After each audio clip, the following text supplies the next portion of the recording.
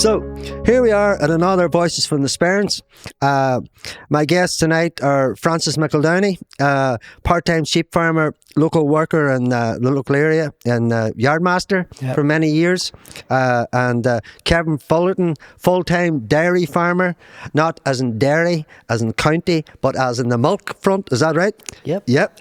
Thank you very much. So we're looking at the heritage of farming in the area. I suppose what I would say to people out there, we won't be able to cover everything. The gentlemen here were good enough to come in on one of our research nights. There was other people come in, and there's been people come into us with bits and pieces of stories. So I suppose what we'll be concentrating on here is sheep farming and hill farming with Francis, and we'll be looking at dairy farming and cows with Kevin. You are both very welcome. You don't look shocked at all that you're just there and what's about to happen, Paddy. And can I just say, you're very refined accents too for farmers, because you know a lot of farming people, they say, you know, right by, you know, and you drill by. I think sometimes it's like your own wee Latin quarter, you know when you go out to sales, I get you, Paddy, I know exactly what you mean. So you're both welcome. Steeped in farming and the heritage of it. I suppose I'll come first to you, Francis, if that's all right. That's okay.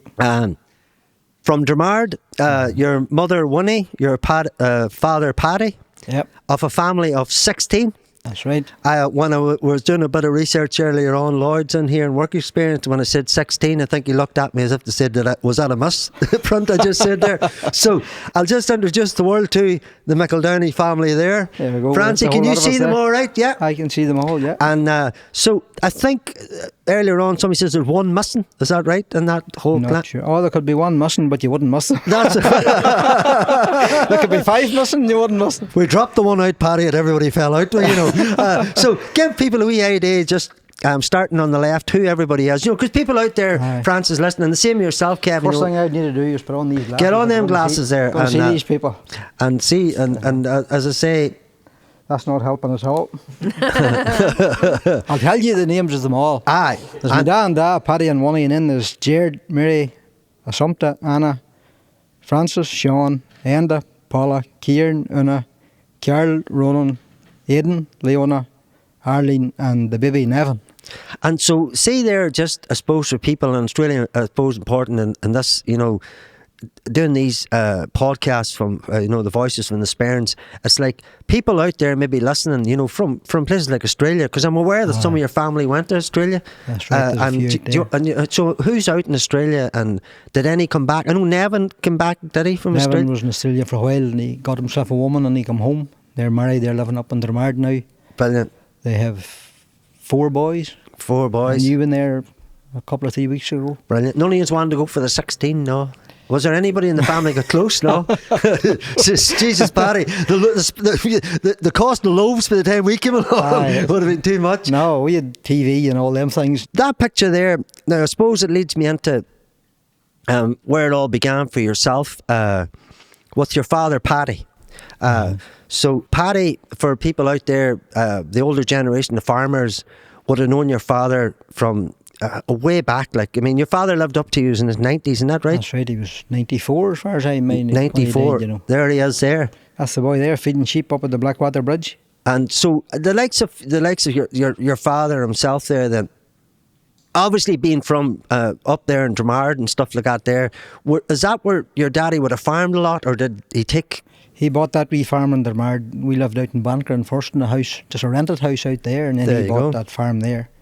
And he bought the mountain as well, and he bought a good wee bit of ground through his life, you know, maybe 8 or 9 wee places. Do you know what I always wondered? How do people eventually own a mountain? You know, you hear about, you know, like, that man there owns that mountain up there. Do you know what I mean, Kevin? I think the old folks maybe died and there was nobody to take it on, it was just sold then. It just went down. And and another thing I noticed about your father there, a lot of people, you see farmers now, you know, I suppose they're dressed a certain way, the wets on, you know, the crack given all the wets in France. But your father was old style. This old style farming had ties.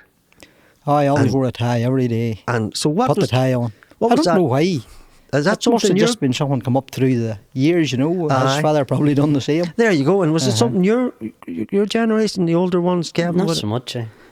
Would they Okay, not? no, I'd usually use a cable tie, not so much the horror. But no, I wouldn't really. What about your like your ancestors? You know, looking at the old pictures, would they have been I people? suppose, would they? well, a lot of my family would be in the priesthood, so they'd be wearing the wee collar, you know, worse than the tie. Lad, you didn't tell But, me that. There, not right. I'm definitely not cursing then. Right? I've seen from now, Francis. Let's do that. It's a Saturday night. I know me and you miss it. For people out there who know what's on the I'll Saturday tell you a night. wee story about the tie. My dad always wore a tie, even he was out fencing or clipping sheep or anything, he wore the tie.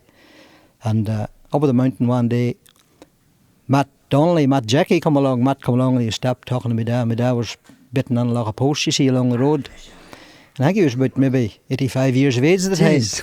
So he was.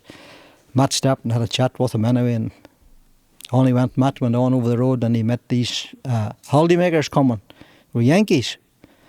And they were looking up at an old house that's on our farm. And they were asking Matt, did people actually live up in that wilderness up there?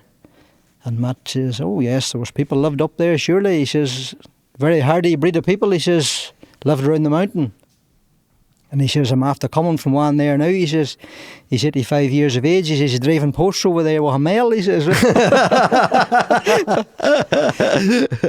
But just when you mentioned that there, do you know there when you look at a mountain, right?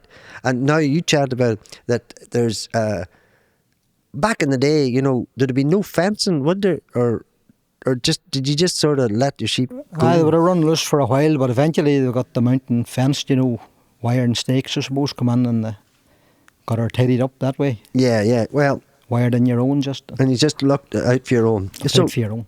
Kevin, so here we are with yourself now. Yeah. And are you all right there? Well, no cursing, I promise you, because I didn't know were you nearly in the priesthood too?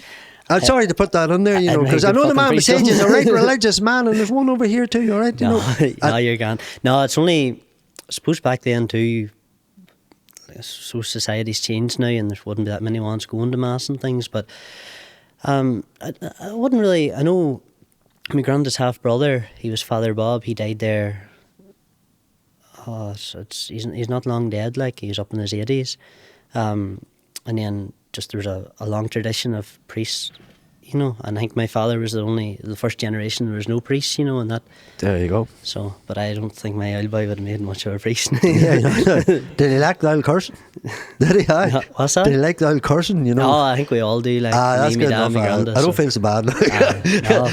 And so I should say, Kevin, you're from Livestock. You're a dairy farmer, and as I say, you're part of the Mulligans Tractor Run committee. I'm in the committee for the Mulligans Mulligans Tractor and Truck Run, yes. So, and there's a word down here that says you're very knowledgeable. So they've written that down here. Would you say you are? Yeah, you would. I will try to be modest. You know. That's all right, lad. No, I know you are. And so I suppose from your side of the whole thing, started say back in the 1950s from your research, you know, can you go back in time from your farm and maybe let the people out there know how it all evolved for yourselves? Well, I can go back, like my father's Sean, and then my grandfather's Pat Fullerton, his father was Jim Fullerton, and then I can go back the next generation after that there, I'm not too sure, but I know we were here from before the plantation of Ulster, like. Yes, there you go. So I know that there much. So the census before that happened, you're saying that, did you still retain the land when after that kind of happened, that plantation, or did certain people borrow it for a while? And no, then the story goes. I mean, my grandfather telling me that back then, it's not something I know a lot about, but back then, you had the option of fighting for your land. And then whatever Fullerton was back then, stepped up and fought the yeoman, like. Sorry, who's the yeoman? Sorry, between the planters, like I'd imagine. It sounded like some obscure devil sheep there. I was wondering, Francis. I was wondering which one of them was. Fucking, I shit myself there, Francis. I know a whole lot of you, man.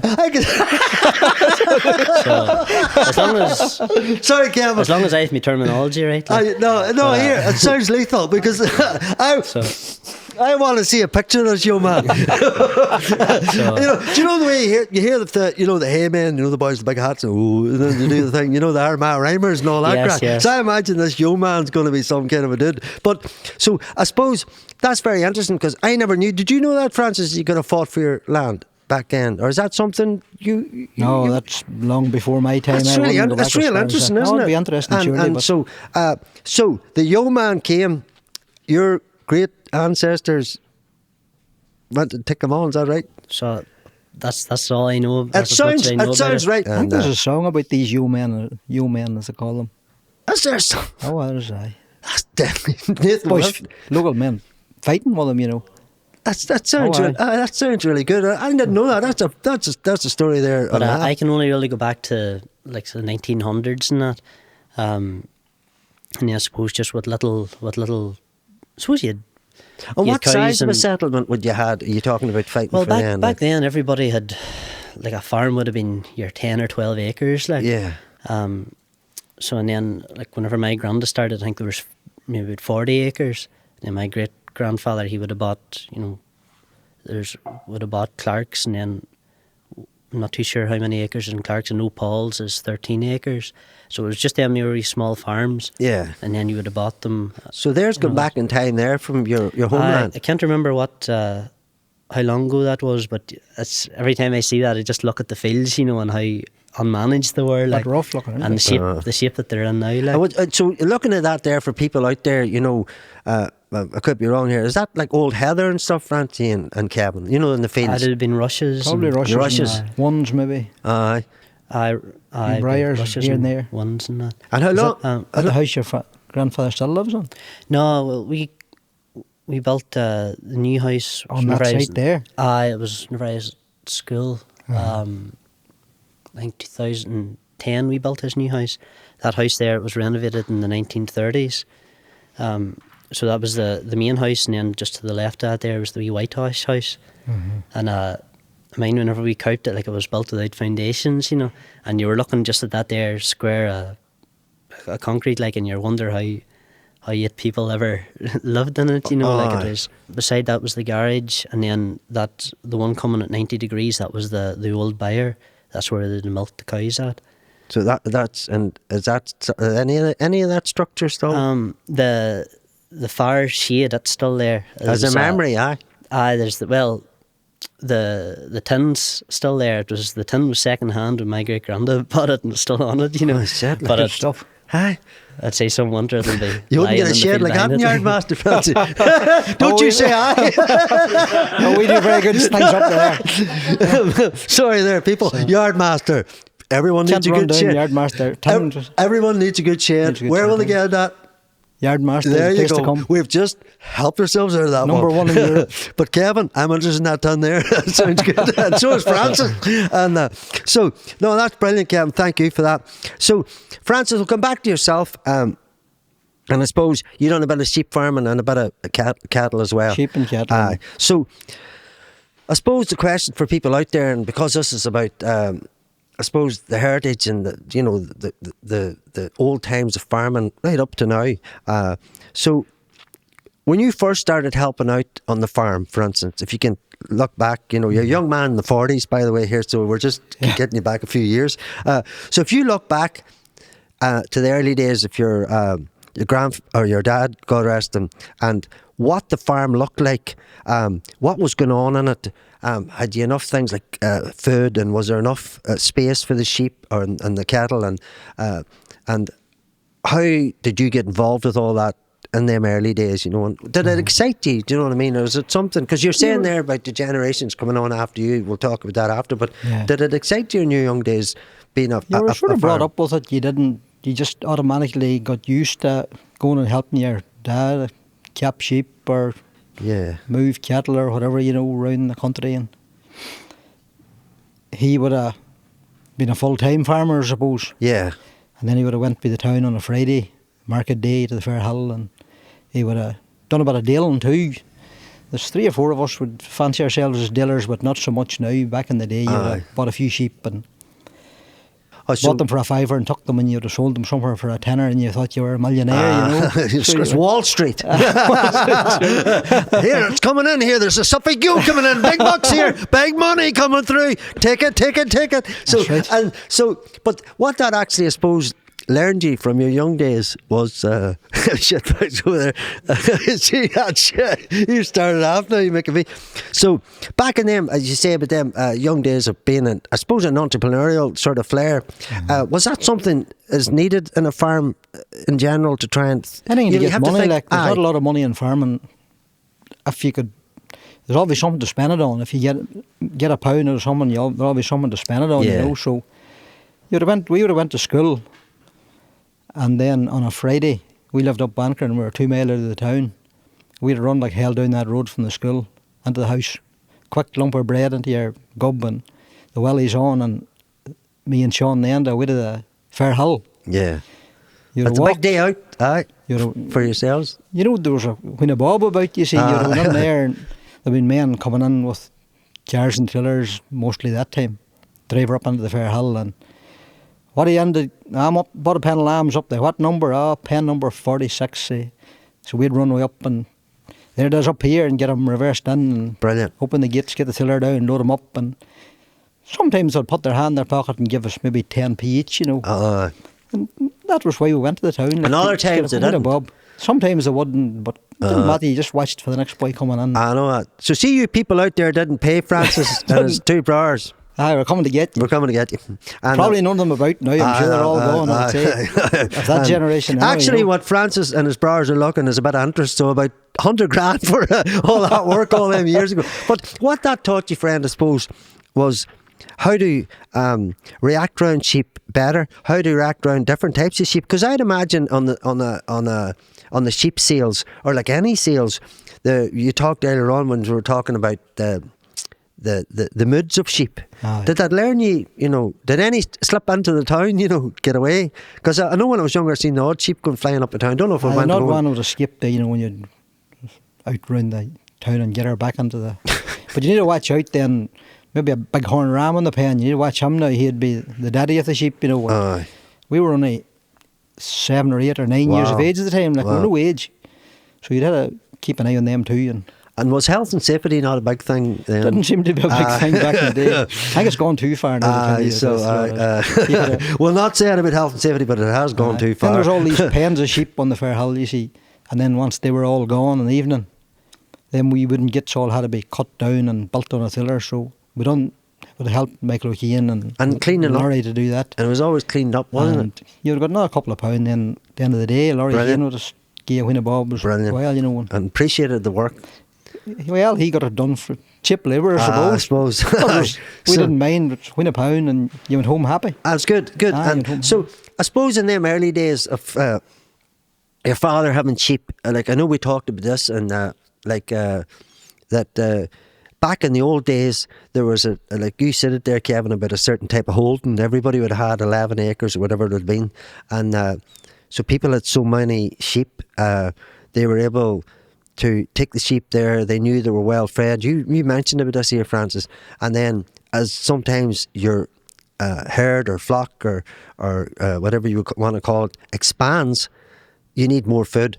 So you talked back in the day about things like oats and grain, things that you had to feed them because the mountain wasn't enough. There wasn't enough nourishment. Is that the right way? That'd be right. Sometimes in the winter time there, you'd have to go up and supplement them a bit, with a lot of corn, or a lot of places do nuts now. That'd be a more expensive way to go. But sheep can survive on a wee bite of corn. You've seen photographs of my dad feeding them on a trough. That's what he'd have been probably giving them. Yeah, that's your father was up earlier on there. He wouldn't have been giving them a full bucket. Now it'd have been well measured. We'd have just given them a wee shake in the trough and it kept them alive.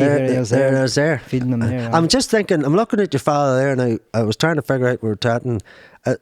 is that a Sunday? He's got a suit and all on. It's like, is it like, That looks a better suit than what he usually would wear, I don't know what he... maybe one of you are getting married. Maybe one of you are getting bloody married or something. That's probably the morning before we get married.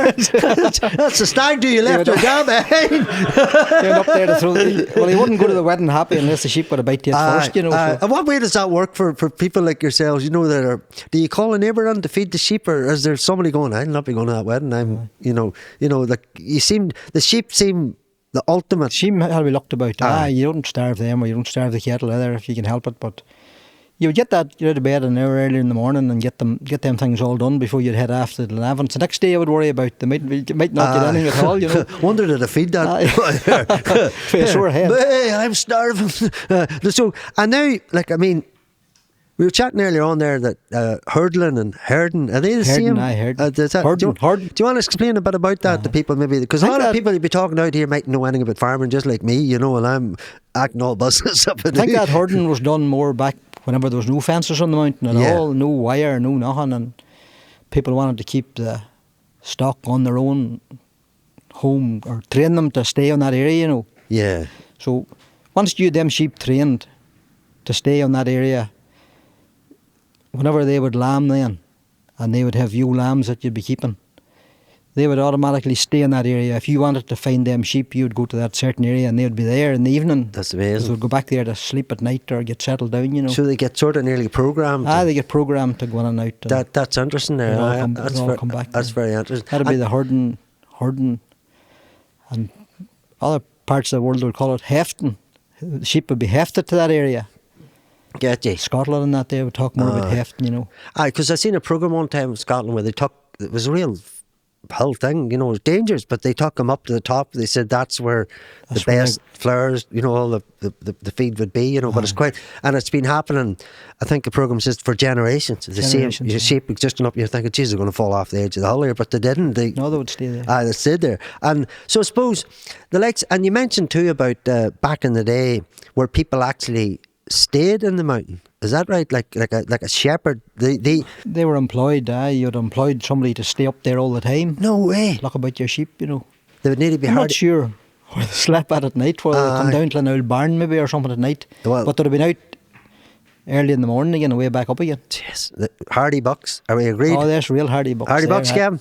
Oh, I definitely, back then, like I was talking to my granda 2 days ago, and we were on about back before tractors and horses, and obviously, before horses they were working, like you needed 10 or 12 people to do the same kind of job you were doing now, like you needed manpower, but I didn't fully appreciate the hardship of it, like doing stuff with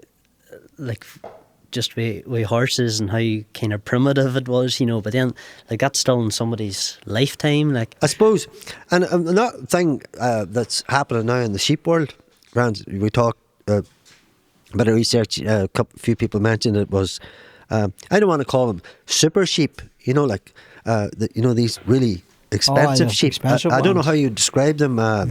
They're not called super sheep, obviously, and I was really surprised when you said it goes right back to the 80s. This started in the 80s, because I was talking to different people, a couple of farmers about it after I chatted to yourselves about it, and they were saying that it's all about genetics and, they pass down, and I suppose the sperm or whatever way it works, and the sheep just get as better and better, or are they better and better, or are they just well fed?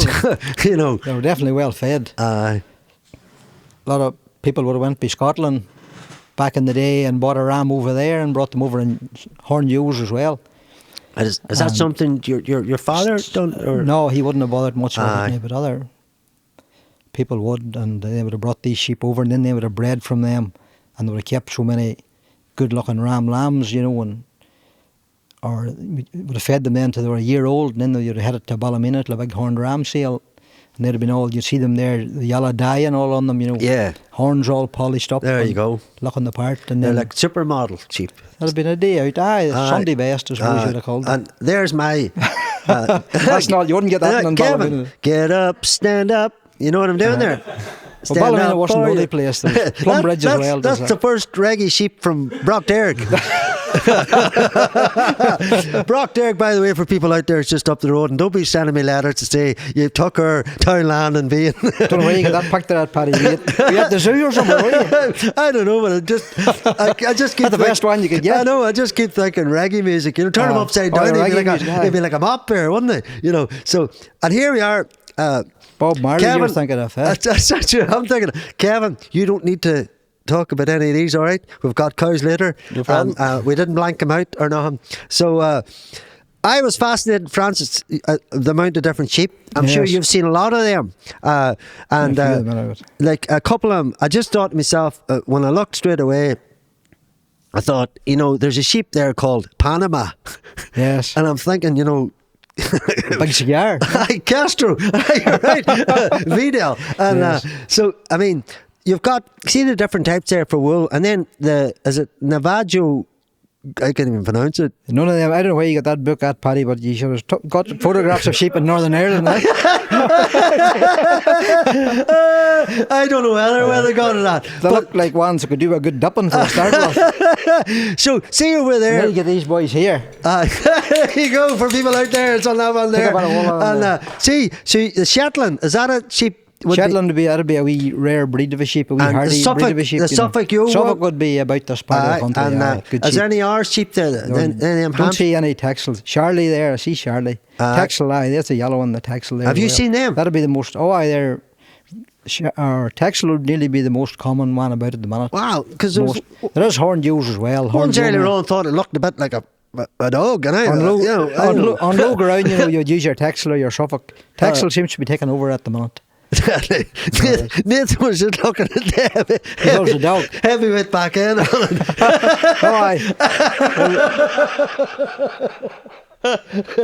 That's a good ram there. Now you do the job all right.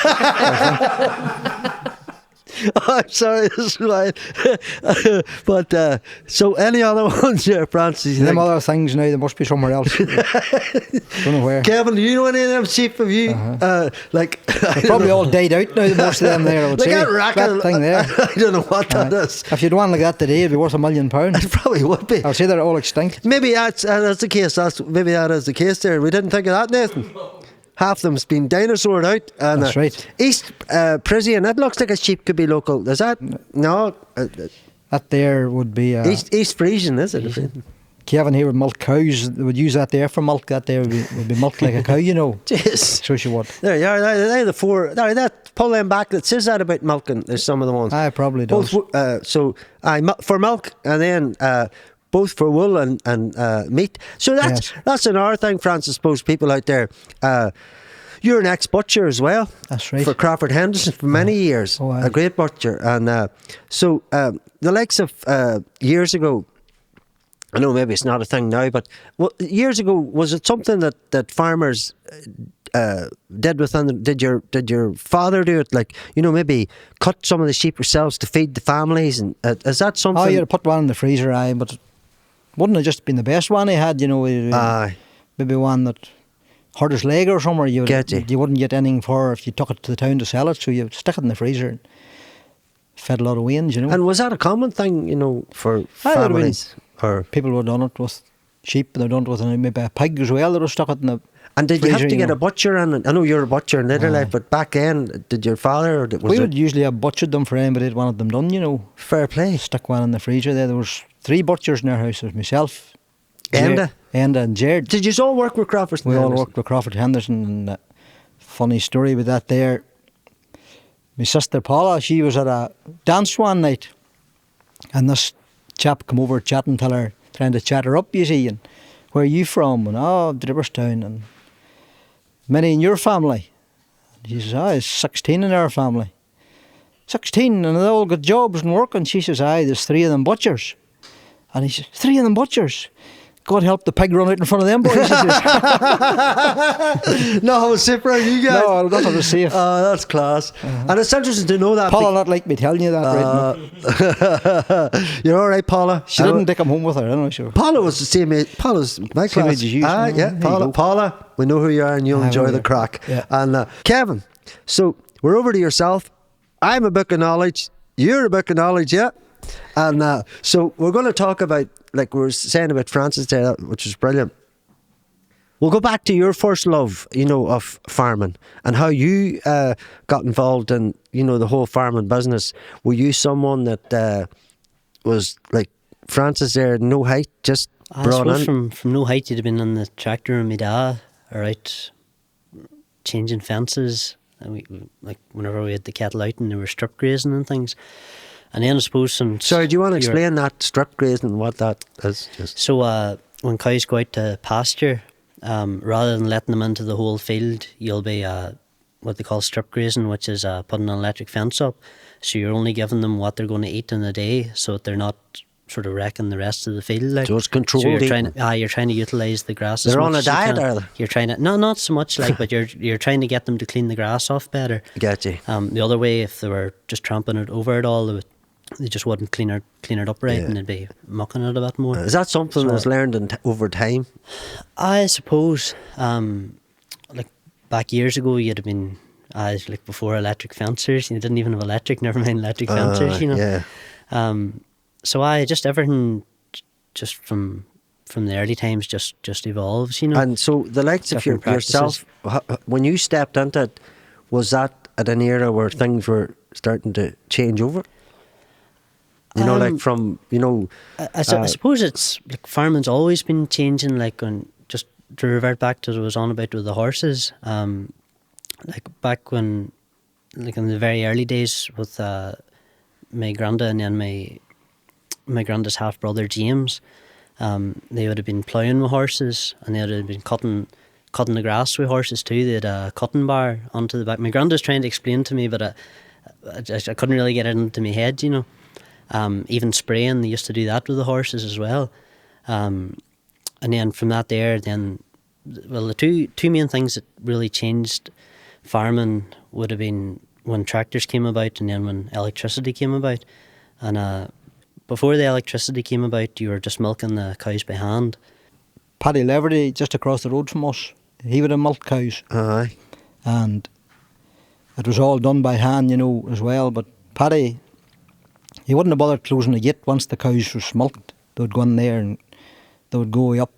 There'd be 3 or 4 green fields and then they could go way on up the cuts as they talked about. That would take you up nearly to the bottom of Crockmore, Yeah. A long strip would go Some up there. steep. Steep, surely. The cows would go up there and graze up there. But Paddy had a great dog, a cully dog, a brown dog. He was called Don. And Paddy would be sitting taking his tea just before he'd go out to milk and he would say, Don, wait for the cows. And Don would just get up and out, down the steps, down the lane, and way up till the bottom of Crockmore. Brilliant. And just nice and easy, get the cows going and take them back to the house all on his own. Paddy didn't have to go up near them at all. That's unreal. Bring them back to the house. That's unreal. And Kevin, you go back to the... Sorry, we took away from you. I know you're on. Because I knew you were looking excited there. So I know. I know you're a young man though. But there is boys that actually do sing to the cows when they're in the parlour. Give us a wee song. No, I'm not going to sing. But there is. Don't tell me you're going to bring a cow in, are you? there is boys that would sing to try and stimulate them to drop the milk. Like yes. Is there like you mean meditation or music? Or? Well, with cows, I don't know what's the right thing. There's a chemical or a hormone, but they drop it's oxytocin that they produce. That's what whenever a cow goes into the parlour, their body produces oxytocin, and that's what makes her let the milk down to get milk. Down, yeah. And there is farmers that would sing in the parlour just to try and stimulate it. Brilliant. So do you know any that do? Do you want to mention them or anything? Or no. What they mean? No. There's one here. Okay. Well, I know. Look at you. You do sing a wee song. Well, we've got the robotic milkers now, so it's not so much. But no, just what I was back talking to, just the advancements that you're alluding to. So whenever the electricity came about, but my granda, he bought a milking machine off was it boy Brenton Higgerty. He went out of milk in Desert Martin, and it didn't actually run on electric. It run with the tractor, the TVO. So it was yacked up to the power shaft and then a belt on it. And whenever it was going, that's what ran the vacuum for your milking machine. So it was, well, not so much your milking machine, it was your you had two buckets really, and then you had the vacuum and then a pulsator on them. Your pulsator, that's the one that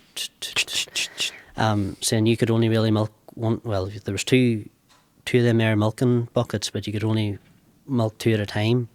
So you had the one on, so you had to put the cluster, obviously you would have cleaned it first and then stuck the clusters on. Once that was finished, you took the stuff from the milking bucket, put it into the milk churn, and then started again. The old silver churns you used to say? Yeah. And then I suppose it was 1981, I think the dairy was built. And I think 1982 they built the parlour. So the milking parlour, it was what they call it was a 4-point swing over. So obviously, for anyone that's familiar with a milking parlour, you've got your cows up both sides, and then you've got your pit in the middle. That's it there. So you have your cows, that's your own That's kid? my grandfather there. So Is a young man there? I don't know what age he'd have been there now. But so it's a herringbone parlour, so the cows are standing sort of, just you imagine a herringbone, like, so they're standing sort of 30, 45 degrees to you. And then you mean you, like going in at an angle? Is yeah, that? well, there's all different types of parlours. Like you can, if your herringbone parlour or your tandem parlour, which would be standing sort of right beside you, and then you've got your rapid exit parlours, which would be standing just straight out. A rapid exit parlour, the whole frame lifts up and then they just walk straight out. What do you think's best for the cows? My personal opinion is the robotic milking. The other type of parlour would be a rotary parlour, but I don't think there's too many around here. They walk in and just it goes around. By the time they're around, they come back out again. My opinion would be the robotic milking, because the cows can just go in and get milk whatever time they want. That wouldn't be the version of the Lely that we have. Ours is a Lely A5. That would be an older model. I actually thought that was the first cow to ever go to space, because I seen the first astronaut cow, like, and so I thought Francis earlier on, like, I'm learning today, right? I'm learning all about farming, but I thought nobody told me that.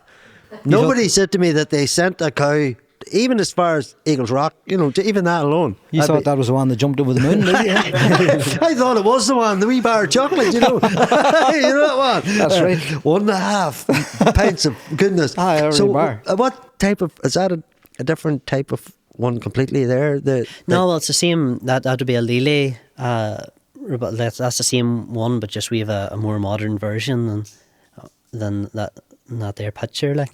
And like, I suppose, like, looking at that there, and all, I suppose for people out there that are listening that aren't, farmers like yourselves, that hygiene is really important, and you can, so give us an idea of, like, say, like, if even myself and Francis would go out and we just stand and watching what's happening. Give us an idea of when the cow first comes in. Just talk it through for people there, because all people here. Sorry, I just want to say is this mass commercial milking and mass commercial everything, and I don't think farmers. It's not about that, isn't it? It's not. You try and make a living. You have to spend, as you say. You have to spend to make, and so the likes of yourself there. So the cows come in, just for people out there to know that the best milk ever comes from South Dairy, obviously, okay, yeah, and best cattle ever are being milked in South Dairy. So if I'm saying that, take me through, if I'm a cow coming into the yard to get milked, and for people out there, just what's the process, Kev? Right, so I'll take you through the process of the parlour first. So you've got your milking parlour, and cows, they need milk twice a day. What times is that, like, or does it matter? Well, twice a day you're looking at 12-hour intervals, and there's other farmers that would milk 3 times a day through a parlour, but that's, you have to go every 8 hours, like. It's not really feasible to be standing that long in a parlour for a lot of people, so then usually at third milking they would employ somebody else to come in. But back whenever we were milking... Is it better milk, or is it weaker doing it 3 times compared to 2? Not so much. Do you lose any, No, you would gain more milk from them milking 3 times a day. That's the benefit that we have with the robotic milking system. The cows can get milked whenever they want, 3-4 times. Like, the problem, if you didn't milk them within that 12-hour interval, then they would all heft up, and that's more stress on the cow, like. Gotcha. Is that what happens there? The swell out or what? Oh, they would swell, like, and you would end up with mastitis and things like that, Would their teats blow up? I know that's a bit too far out there. No, is there such a thing as an exploding nipple on a cow? No, but it wouldn't do them any good, like, at all. But cows actually, like, they want to get milk, like, it's a relief for them, you know. Yeah. So when we used to milk through the parlour, the cows would have come in, and then they would have got some nuts in the parlour, and their feed trough.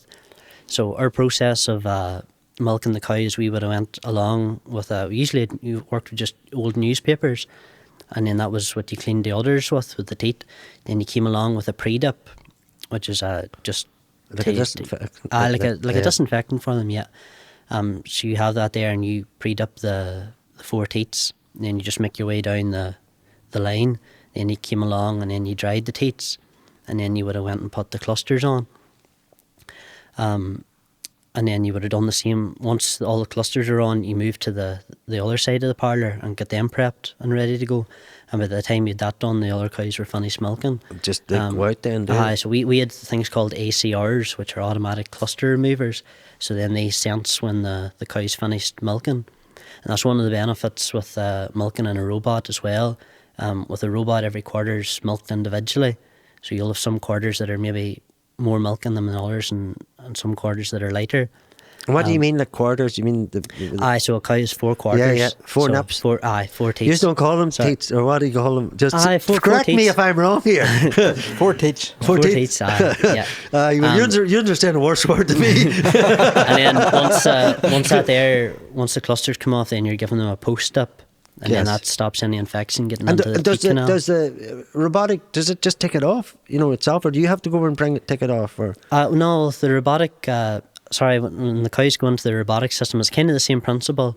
Although with the Lele, you've got a wee brush that comes along, and it's a far better job. It cleans the teats. And then it's a wee red laser that scans the teats, and she'll build up a profile of every cow where the teat positions are.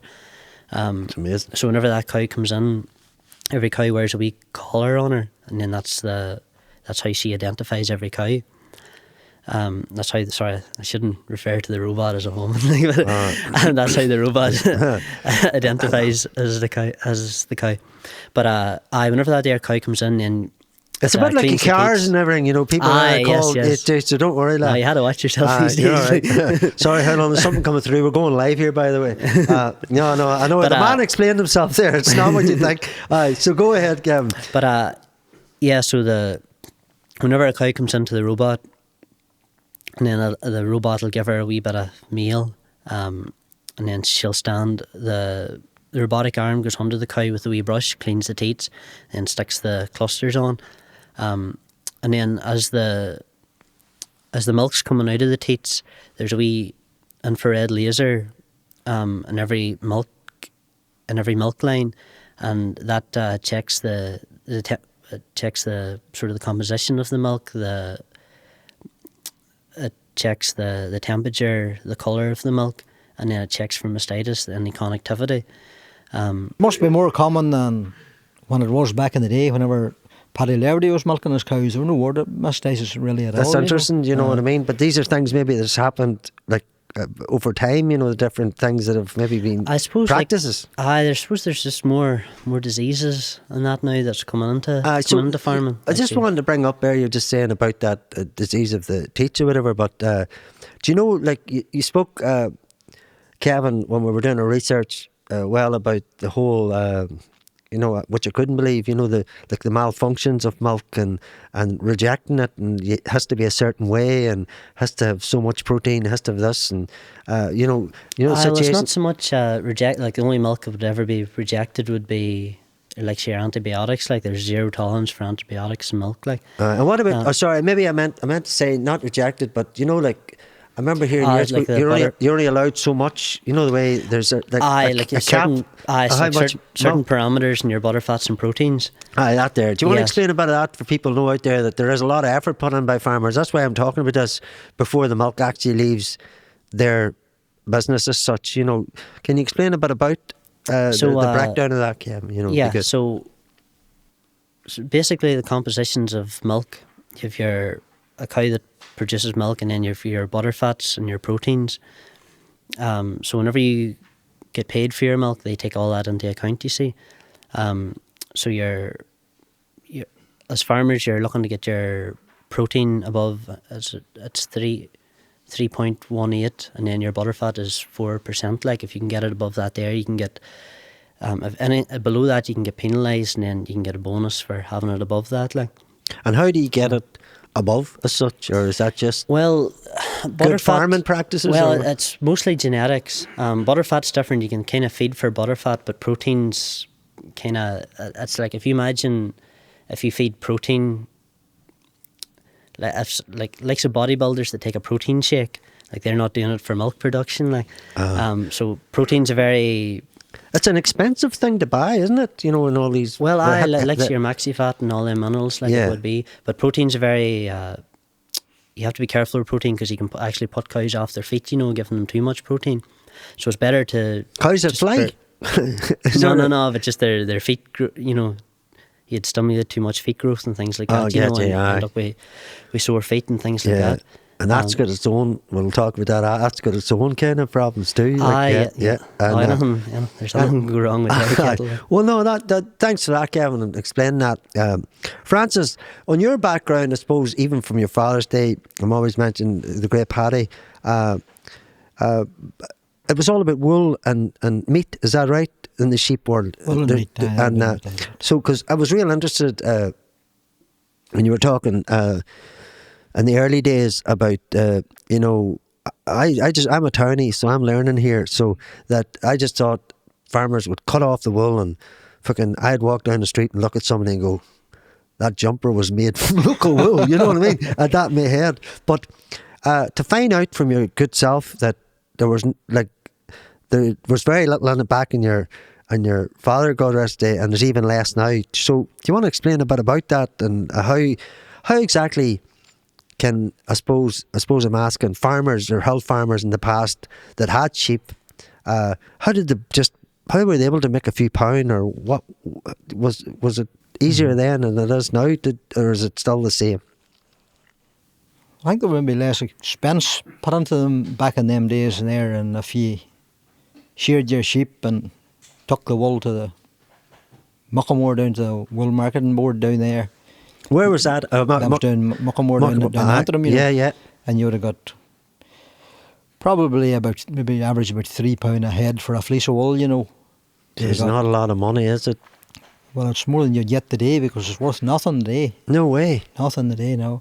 And why do you think that happened? Is that the company squeezing people that far? I don't know what's going on. It's just the way the world's evolving, I suppose. China would have took a lot of wool, but I think they've sort of slowed up as well.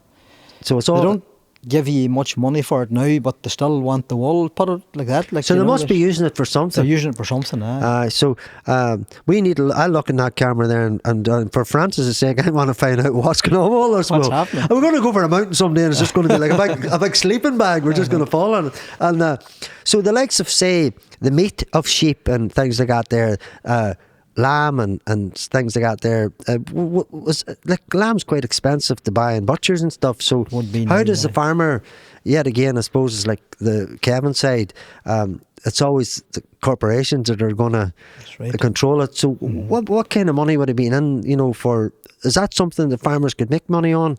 The likes of the lambs, you spoke about lambs being better price at times, and at the minute there would be a good price for a lamb, you know, but then when you take all your expenses until there's a turn on it, surely to God. But the factory man seems to get a better price for the end product than what we would doing the hard work to supply the lamb, you know. Yeah. You get the crumbs of the table, and then when it goes on up the line, then that's the boys that make the money. Caviar. Seems to be. So but basically what I'm hearing there is the farmers are doing all the hard graft, and the money man at the end of the boy chain, sitting with a suit on him. Aye. It's not the boy that's feeding them sheep with a suit I've on learned him. more. I've learned more than I probably, and he knows. So, Francis, that's your dad there, and we talked about sheep shearing. I want the world to know that there's a pair of sheep shears. Oh, aye. Could I just Sure. this was the And First wagons here. And so there, you'd look at that camera there, And you would see the way you're going to cross that. So that's for anybody that's bad mannered out there. That one. Your ponytail could get very dangerous there, Paddy. I remember a boy said to me one day, "Just if I got you, I'd cut you the sheep." And I said to you, I says, "You're standing 40 metres away from me, lad. You'll never catch me." So, so you were a sheep shearer yourself. Your brothers. Aye, there was 4 of us that went out every evening after work, and that went on from about 7 in the evening. And to so 10. tell us a bit about that. Tell what age were you in and all the crack like. Would have been, I think the first man would have clipped their own sheep at home. Our dad got us all trained up how to use these hand shears here. I think the first man we went on the country then was Charlie Hearn. Charlie got into sheep, and then my dad must have been talking to him, we needed these sheep clipped and who was going to do it. And our boys will do it for you. Brilliant. So Charlie would have a fair lot of sheep, maybe up against 1,000 head of ewes. That's the Hearn Brothers Charlie, isn't that? Hearn Brothers Charlie, yeah. aye. So we went to Charlie and clipped his sheep, and he paid us 50p a head we were getting for every sheep you clipped there in the evening. Frank Kelly up the 6 towns, up Cavanria. Another man would have had 500 Francis Kelly had owned the corner house. Owned the corner house. That's right. That's right. Clipped sheep for Frank, and then went down by Mahara, up by Lisson. No way. All round. So you became Clipped well a lot known. of sheep. You became well known for clipping. Then be looking about a hard work. They usually contacted us boys, and we had brilliant. to do it. That's brilliant. You got 50p a head. The fleece of wool was worth about £3. The day they charged £2 for clipping the sheep, and the wool was worth nothing.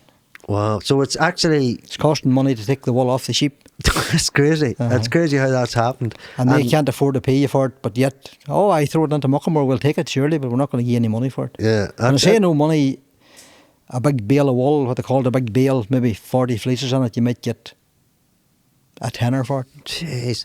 So there was never Wouldn't even pay to put diesel in the Jeep to drive down with it. That's mad. And so what you're saying there is like, I suppose, but there was never anybody over the years then, say the likes of, like farmers collectives that decided, you know what, we're going to keep all this wool. Do you know what I mean? Do you know what I mean by that? And sort of started their own type of... No, that's never happened now, but something like that should happen. It's interesting to see how, could be used for insulation for houses or something, you'd think. There you go. Create a product, that you could use. It's a really good, and it's, I suppose, a product that's usable, because there's people wearing wool. It's biodegradable, as they talk about, compared to nylon and these others. And then also, too, that's very interesting there, what you said there, because that's, when you go back to China, it is all that sort of false. Aye. Like you were saying, the wool's biodegradable. It's actually nature's natural. So there you product, go. Surely to God. So that bring back the wool. Bring back the wool. And get us more money for it. Sometimes you used to call country boys wolves, right? I'm not saying that. I'm not telling you, but I didn't say. But then it maybe all matches with the sheep and the wolves and all that there and things like that. So, but the likes of, I suppose, that I suppose it's important for people to know that there you have a family like yourself and like Kevin there that goes back a few generations, your fathers, and you learn the things like about shearing and stuff like that there, and like it's and I suppose what I wanted to ask too was, did you ever hear any scalps from any of your brothers that maybe oh fuck, I just cut the sheep's heart open here, or I don't want to say that there in a bad way, but could accidents happen? Accidents could happen. Them things there, like they're dangerous, You just you seen them before, Kevin? You seen it? Wrong move, and an accident could happen surely, but nobody admits it. You just keep that under your hat, saying nothing. That's brilliant. No, it sounds really good. And I suppose there was a old film. No Poor Parish was done by Pat Lockery, and your father's in it. He was on there talking. Yep.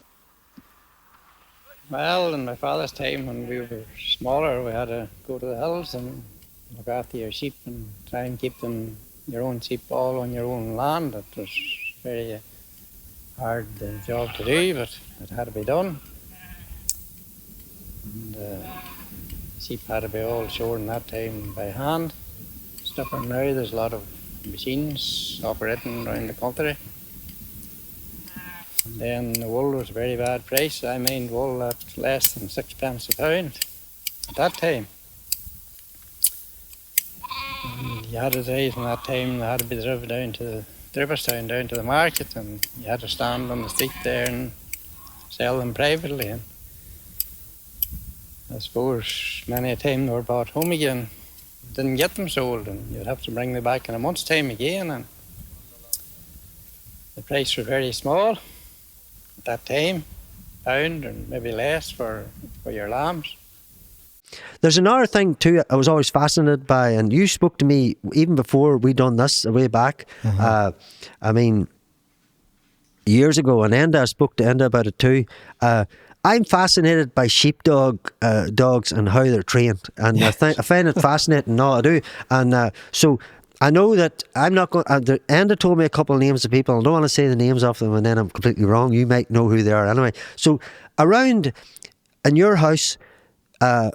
Did your father teach his own sheepdogs? He would have trained his own dog, aye. Yeah, so, and then there's people around the parish, is that right, that might have trained them as well? People would do it like a wee business. You'd leave the dog with them and pay them so much a week, and they would supposed to train this dog for you. And, I love you that. keep paying the money, you know. No, he's not doing that well. Another week, I don't know if it's heartburn or what's wrong with it. It's not up to scratch this week.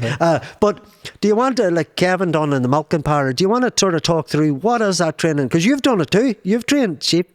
Have you? Or sheepdogs? Well, I have a dog, but I don't know whether you'd call him trained or not. But can you do all, you know the way you get him to lie down is the first thing you need to do with a wee pup there. Yeah. Whenever you're not, don't even take him near sheep at all. I think the first move is lie down and get him to lie in the yard. And if he gets up, lie down. Maybe give him a wee pat and let him lie there, you know. And then you can introduce him to a wee few sheep, maybe 3 or 4 sheep, you know. Put them into a wee round pen out in the field, made up with hurdles, you know. Yeah, and you'd let him run around the outside.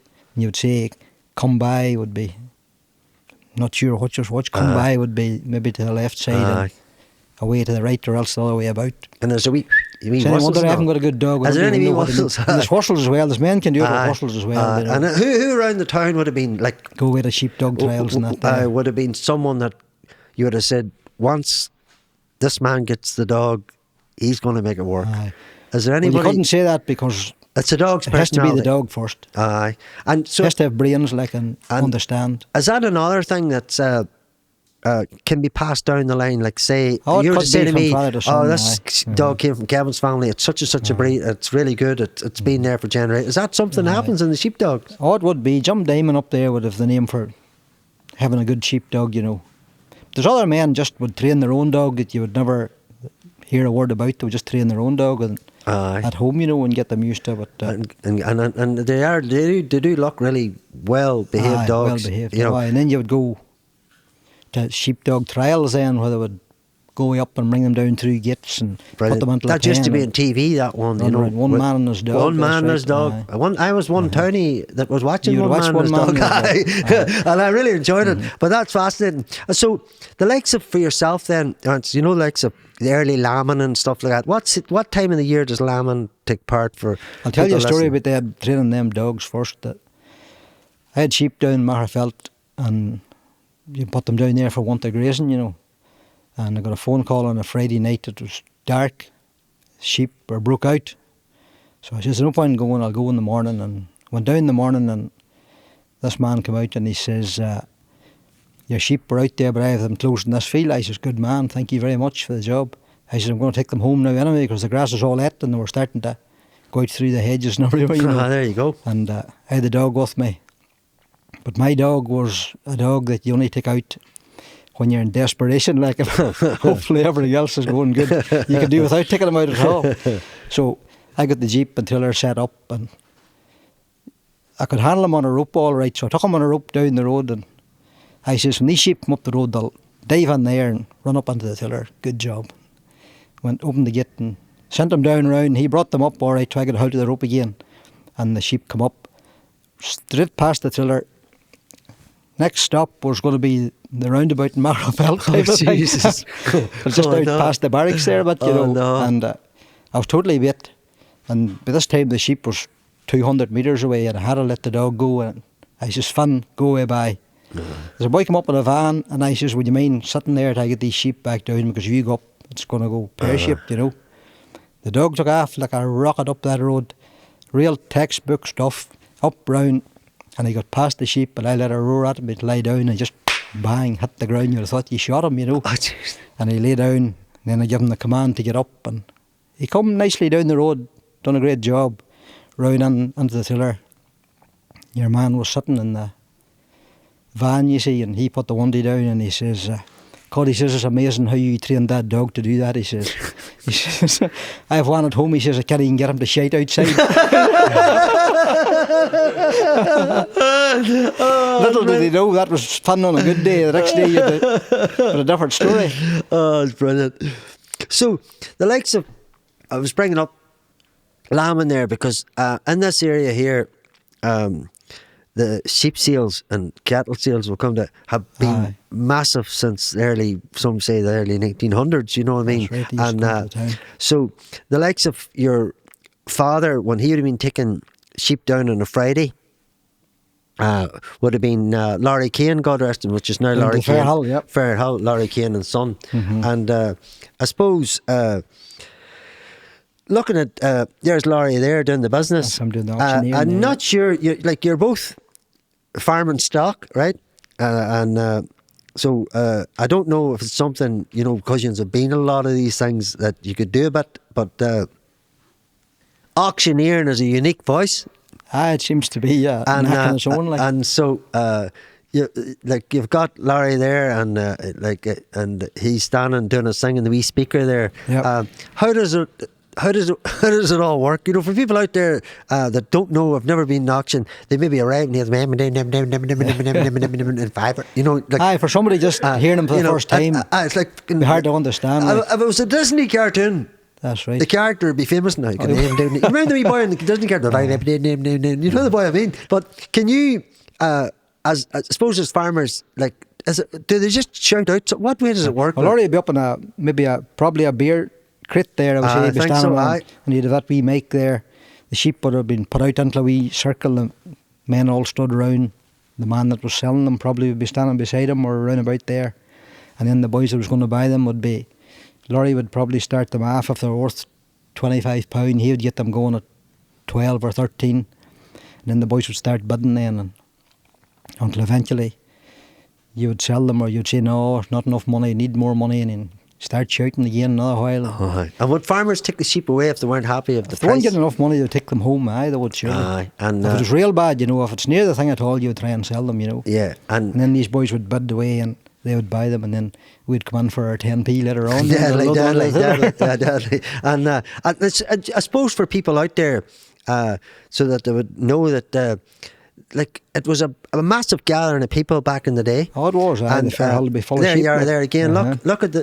Look how packed the town is there. Crammed with sheep. And I suppose I would say for the likes of, because this is about the old days and heritage and about the area we live in them days you would have had stalls, you know, down the street. Stalls have been down the street. Yeah, in the early days, your parents, father and grandfather, and the thing about it was, it not only became a day of selling sheep, it became a day that the farmer would have put the wife in the link box, tucking her down or taking her in the tractor, do a bit of shopping. That's right. And all of a sudden there was shops were making money, the cafes were making money, and that people, I suppose,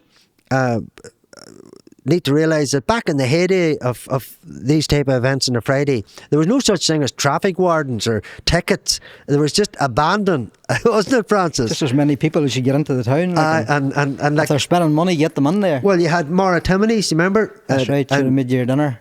Correct. And there would have been other Mary Pat Kane's at the time. Mary Pat Kane's, Kitty Nilly's down there. There you go. I heard a story about two boys landed down to sell pigs. I think pig sale might have been on a Tuesday, but it must have been a long, long time ago. Yeah. And they went into a certain establishment down the bottom of the town to get a drink. You see, the two lads went in and 2 bottles of stout. And the boy must have got out of the wrong side of the bed or whatever. He could just set the 2 bottles down, bang, you know, and they gave him the money, and the change come back and slapped that down too. And 2 boys were having a wee chuckle to themselves about him. And he says, boy's not in good form here today. And he says to the 2 boys, is there many pigs in the town today? And the boy says, there's pigs in this town every day. Giving him a wee hint, you know. Bad service. And look, I suppose what another significant thing was, I think we were probably the that particular sheep market, I think, was one of the last to do an outside type of one. You know, Francis. Aye, there might be one or two, but it's only be a one-day event, you know. Aye. So everything had to go onto the roof, I suppose. It moved onto the roof, and it's, I suppose, for the likes of there's where it went to there out. That's where it went out the road. Yeah. And I'm sure you've been there selling sheep. Oh, lots of times. And if you think about that there, and then think back to the atmosphere that would have been in open air, I think open air would have been open air. There were no 10Ps after whenever they moved out there. No, they got organised then. Too organised and too handy. Didn't need no help. They Put the sheep sacked everybody in. there. You should have put a wee hole in that fence there in the next generation to clan. And so the likes of for yourself, Kevin, in Dripperstown, I know you were saying you buy a lot in, but for people out there, you know, for I suppose beef cattle people, there was we call it the shambles. That's right. Where the marked out the road, there it is there, which looking good. And if you can see progress behind it, where houses are now built, that's right, which would have been fields one time, and that's just, I suppose. And I suppose people, when looking at that there, I'm not sure, Kevin, you'd know this here, but I know Francis would know this here. Actually, if you look to the left, and you go up the left of that there, the old cattle market, you know, behind Reagan's. That would be the old shambles up and behind Reagan's. Do you remember that? Up at Long Davy Keynes there. Were you ever in that, Kev? Mm-hmm. I think I was through it one night to get into a pub. Kevin, were you in there drinking in the old cattle market? It's well known. Just to climb over a smoking area every one night. You need to think I led this story in. Crap you there. I just wanted people to know, because actually, I don't want to say it's still there, but it is still there. Oh, still there, and it's really cool looking. It's an old, it's got the old cattle market, and it's really tight, isn't it, Francis? The old one. It'll be tight, and it connects in the back of, you're right, Kevin, Reagan's pub. Are you trying to get into the pub for nothing? Was it a paid night, You sure you weren't jumping over? You're jumping over trying to get into G sessions maybe, and you're in the wrong pub. No comment. No. So the likes of, I suppose, well, lads, when we look at things like that there, and we look at from when we started earlier on there, and talking about, you know, how likes your father, Francis, begun, and then you go up to the likes of, I suppose, where the old sheep sales used to be. I think by moving out, I don't know if you'd agree in this here, I think you've just took the whole community away from the centre of the town. And, you know, it's kind of, it's nearly, you know, because out the road they sell cattle too, isn't that right? I suppose it worked better back in the day, because there wasn't as many. You weren't in the town every day, you only went on a Friday. But now people have cars and they're flying about all the time. It wouldn't have made a wild lot of difference to the town, because it was going to happen anyway, probably, I would think, you know. Eventually, it's just a change in time, a change in times. And and I should say that the shambles, the two gentlemen that would have run that then was Colin McBride and Shannon Neal. That's right. In the old days. So there's you mentioned, Francis, there's a new man, Richard Beattie. Richard Beattie took over from Neil McBride. He was there himself. I don't know what that's showing off a lot of good cattle there. He has a whole lot of sales going around the country.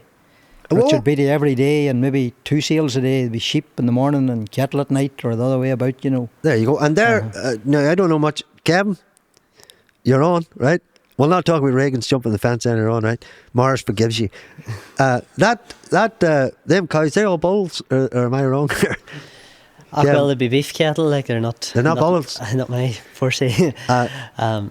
No, but they're not bulls. Might have been a bull sale, I'm not too sure. Is that bulls? No. That's what I'm asking you. You know, could be. If they turn around and maybe no. Yeah. There's a lot of weight hanging at the back end there. Look, Nathan's trying. There's that Rasta cow again there, the big hairy tail there. See that? So, Kevin, just looking at, like we talked about the, you know, the price of sheep and all that there. The likes of, you know, I know you don't do that style of cattle, but I'm sure, Francis, it'd be very expensive to get big beef cattle like that there.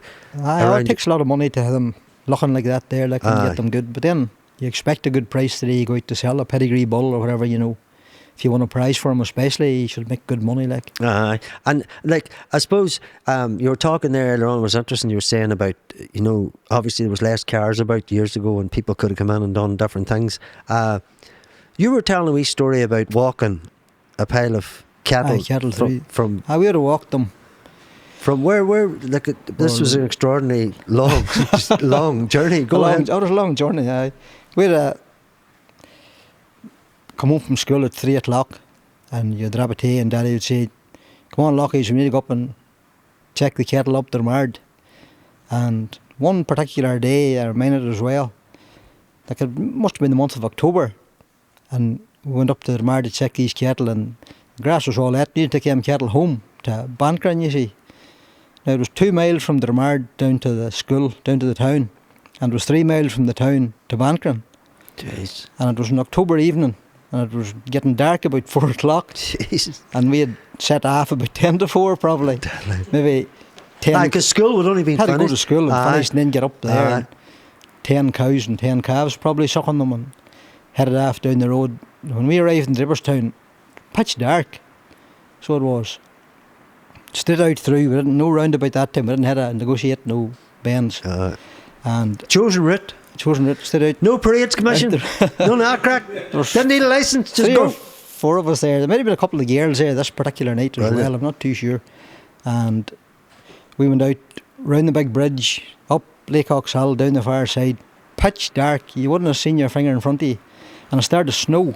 Oh my God. And the biggest flakes of snow, but you wouldn't have seen it until like an odd car would come along and light up the sky. You'd see all the snow falling down, you know. Mad. And just about Peter McCormick's car come flying down out of the town.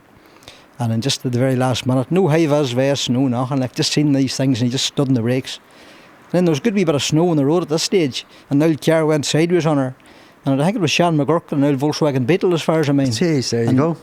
He controlled her rightly, he got her stopped anyway, you know, but we marched on up till Ballinascreen with the cattle. Pitch dark and it's snowing on you. And if it was now, but see, the whole thing would have been lifted and took away. I know. Health and cruelty to them health and wins, safety gone, man. Where's your high-vis? Where's your flash lamp? The white snows are high-vis. We can see. And now, see the likes of when that journey would happen with cattle, because you've both been speaking things earlier on there. Is that a journey the cattle would have known to go back on? Most of the other cows would have known then the pad, you know, and they would have just trudged on there to the arrived home, you know. That's pretty, so that's pretty good. And then the younger ones would have stayed with them, and the old ones would have taught them the pad, you know. But even on the Fair Hill there, showed earlier on, there was a man, Jerry Burton, would have come to the Fair Hill, and he would have bought sheep, but Jerry would have bought nearly all in the Fair Hill. Yeah. He would have bought maybe, I think, us one night counting out 500 sheep out of the Fair Hill. Wow. Just out onto the middle of the road. And they were brought up to Laurie O'Keehan's yard then, and the lorries would come and lift them the next day or that night. Or one person buy all that? One man, I would have bought that many sheep, like, and away they went up there. And where was he based, that man? Or? It was hard to figure out just where Jerry was based at. He didn't like anybody to know, I think, where he come from. Well, that many sheep, you know. Well, Jerry, if you're out there, hello. You know, and that was a big job. There would have been 10 men gathered up for that, you know. But we would have been running along there too, watching all the entries, make sure no one got up and up Johor Road. Up Johor Road. And when you arrived up at Laurie O'Keehan's, then he would have put his hand in his pocket. You might have got 50p or a pound of him, you know. He was well paid. He was good payer. Well, then you can stay. He was a good payer of the man that was helping him. I don't know about the sheep. He can stay luminous. We're all right. He paid well, and he was a good man. A good man. Well, we were listening. Nathan had a interview. He had Morris Bradley, and Morris, the musician. Aye. And Morris's father had done a wee kind of tip with Kenny, Morris's brother, and so he chatted about the interviews from the 1980s. And but he talked about the 1920s. There was a Wednesday market. You spoke about like a market on a Tuesday. So there was 1920s. There was a Wednesday market in the town, and so I suppose you'd be talking to someone that was born early, maybe late 1800s. So you've been kind of young enough to know that. And he talked about small farmers would have had like.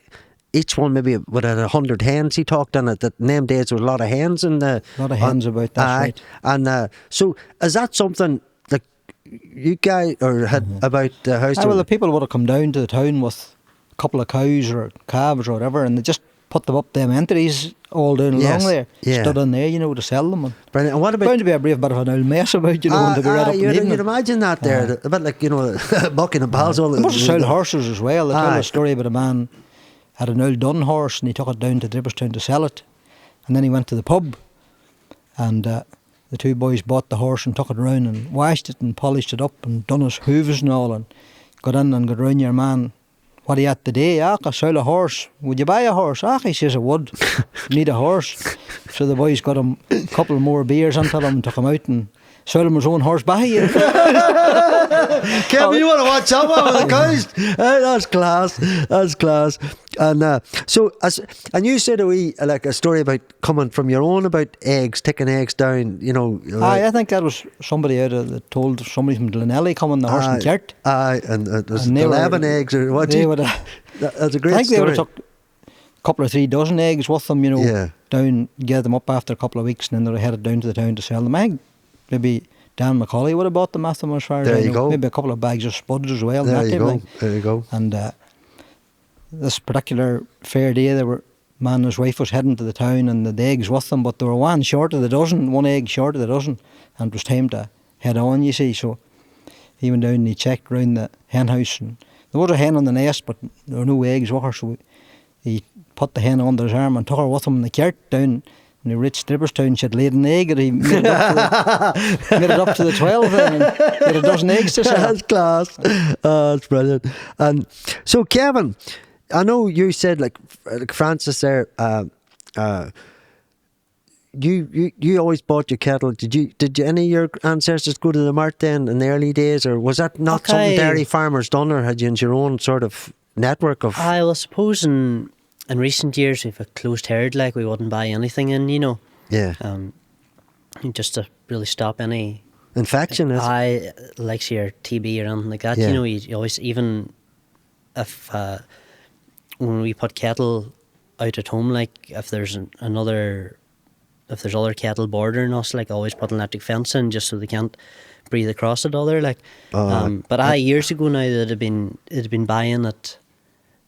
buying a cattle at cows and that, you know. My granda saying that they bought 2 cows, they were £25 each, and then like if you're looking like a good first calver now, you're up around that £2,000 for one, like. But and then there's other ones, like if you're and them embryo transfers, like you'd be way up into the thousands, like if you're going that road, like. But no, we try not so much in the markets. Like the only time we'd really sell would be if you've any surplus heifers or that, or the likes of if we go to breed out of heifers or cows, and there's maybe a slow milk or something like that there, you would end up AIing them with a beef straw. It wouldn't actually be a like a Holstein or that, you know. And then that calf, you can just send it on. It just means that you're not breeding out of something that's maybe of an animal that's just not really sufficient for. So, and dairy farming, is there like super cows, super milkers, like the sheep? Okay, you would have like. That's like years ago, when they were just being fed hay and rolled barley. Like if you had a real good one, you'd maybe 5-6 gallon, like. Yeah. And then there's ones would do 60-65 litres, you know, like. That's some difference, isn't it? A lot of milk. That's a lot of milk. It's a lot, you know, but that's what dairy cattle are. Dairy cattle are very much different than beef, you know. Well, even like there, look at that, just like that. So I know we had the sheep one earlier on, Francis. Yes. Now we have the dairy cattle man. I see a belted yellow. I wouldn't fancy milking her. He should knock your brains out. Which one's that, Francis? Nothing with a white stripe on it. White belly on her, like. Oh, there. Yep. So it's really your top ones there. Top ones or would be your Frisian, yeah. The Holsteins. Yeah. That's the one that we would have. There's a fella from Tubmore, he's got Jersey cattle. Wouldn't be easy getting nothing with the long horns into the parlour. No, it's hard to get up the crush. Yes, I don't know. Like the Jersey cattle, they wouldn't have much milk, but their milk properties are far better. Like their butter, fat and protein would be up that sort of 5%. So they could go half as hard as the other ones you're saying to get the same product. Well, Jerseys would be smaller cattle than the likes of your Friesians, you know. Sorry, I shouldn't really say Friesians. It's Holsteins really, but just that term Friesians is used. You know, it's just because years ago they were British Friesian and then just bred with Holstein. Like. So Holstein sounds Dutch, does it? Well. So it's a Dutch court and an English cow. Is that what you're saying there? Is that what we're saying? At the start, there would have been you'd have been milking shorthorns and things, and then moved on to the Friesian, and then just you'd been breeding Holstein. and there's a few people of air shares and things like that, you know. So that's all them top ones for dairy then. And have you seen all them? Well, not that one of the big horns now, and even the one to the right there, not so much. Like it's mainly your Holsteins. I would love to pronounce that one that was fourth over there, but I can't even think about. I'm not too sure. Could be all right. Can Looks you? a bit like Wagyu, you know, but You have your other ones, your brown Swiss cattle, and things like that too. Down below that, you have your Anguses and your I don't see limousines there. Because you hear and about your Angus Charlies, meat, Belgian France. Blues. You hear about Angus meat. Angus beef would be classed as superior as opposed to There some you go. other types, you know. No, it sounds interesting because I was up in Derry one day and there was a lady that was selling. Look, there was a freezer side. They were selling the meat and all, but then there's a sideline, the farm, and they were making their own burgers and all, yeah. and they definitely were quality meat. You know what I mean? good Compared stuff. to your they were. That's definitely so. And so the likes of the all them different breeds, it's showing out there the diversity, I suppose, of farming and the different cattle and why people would maybe be, you know, working with them different cattle and well, back years ago you were working with your bull, and then I suppose I think sort of the 1930s through America and Europe, AI started to take off, artificial insemination, and then it was really about here from, I suppose AI was really always about since then, you know. So you'll have your top bulls in the world for milk production, and also for beef production. There's people at AI with beef straws as well. So you're getting the semen from them bulls, and that's put into a wee straw, and that's frozen in liquid nitrogen, and then you'll have your AI flasks. So and then once it comes to AI cow, then you'll thaw your straw out, put it into the wee AI gun, and then you'll inseminate the cow. I actually learned to AI there. Did you like 3 learn to weeks ago. shoot that? I learned how to do it. I'm trying to not. so yeah. I'm trying to keep this right because you're doing good. You're doing good. Go ahead. But and then that's just the so I Do you want to describe About- what way it works, you know, for people out there? well, just- I'll take you up the sort of the life cycle of a cow, really. Yeah. So first of all, the calf's born, and then you're giving the calf milk up until 8 weeks, and then you're weaning her off milk. Whenever a calf comes to, in our case, 13, 14, 15 months, 16 months, well, it would be more so in America and that to be eyeing them at 13 months, like we're usually leaving them to about 15, 16 months. Why do they do it quicker in America? Do they want them to get bigger, better, Well, wider, quicker? I think it's more so in America. You've got your your alfalfa hay and your maize, and then a different climate, and I think there's a bigger type of cow in America as well, for the most part, like, and then obviously a bigger cow, you've got more capacity inside to produce more milk and things. And are they using? I don't want to use the wrong words. They're not. No, there'd be no hormones. Like the hormones would be like poultry and things. I would imagine, like Steroids and stuff. No such no, thing. not so much. Like the only Francis is real, laughing now when I say The that. real- He's an ex-butcher. He's going, there's no way the meat contact in that there is real, you know. But you know what I mean? I'm not saying it, that that's what's happening out there. No, only- that's genetically modified, the whole thing. All that, to yeah. make the only real bigger. hormones that you would use in like the dairy cattle would be like say your estermate or your receptol and things. That's just to do with fertility. That's a natural. It's not for meat production or anything like that, you know. Yeah. So when it comes to in a cow, so a cow will come on heat every 21 days. So I'll bring you back to when The first Kurt, so when you first AI a heifer, that's at 15, 16 months, then so you're aiming to have them calving down at 2 year old. So whenever that there cow calves down, we do it after 52 days. We give them that 52 days just after the calve, you know, just to drain out and things, to give them a better chance. And then once they come on heat again, then they be AI'd. And then that gets them back into calve. You have to AI to get milk production, like, or else the cows would just dry off, like. Jeez. But every 21 days, the cow's standing looking for the bull, like. We've got a bull pen and we've a wee Angus bull, which is for anything that's hard to get in calf and things like. but every 21 days the cow's standing roaring looking to get into the bull, like. Mad for it, is that what they're saying? Well, what they would say, the terminology. Is that the right saying? I was gagging for it. The terminology is that they'd be mad on. Oh, So well, it's what they thank call you. Thank you, our pleasures. what you would We call, learn every day. what they call a standing heat. And there is cows that you can just literally aye when they're just standing there, like, because they'll not move. Like. You just... And you're putting your hand and then you're feeling for the cervix and you're getting the rod up into the place just before the horn. By like. doing that there, are you saving vet bills? Obviously, you learned that. Does that save the vet? Well, like before in the 60s and 70s, there always would have been the AI man that would have came.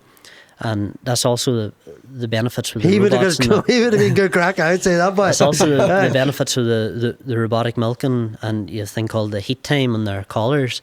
So the collars that monitors their rumination and their activity. So you're able to see whenever they're prime for AI, and like if they're just coming on heat or they're coming off heat.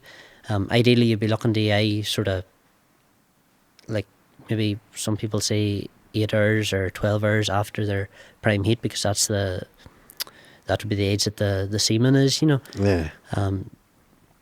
So and then Is that going to sort of do away with bulls in certain dairy farms? Not so much. Like you still need still need bulls. Like we still have that wee Angus bull. Like there is cows that are just generally hard to get in calf and things like they just are.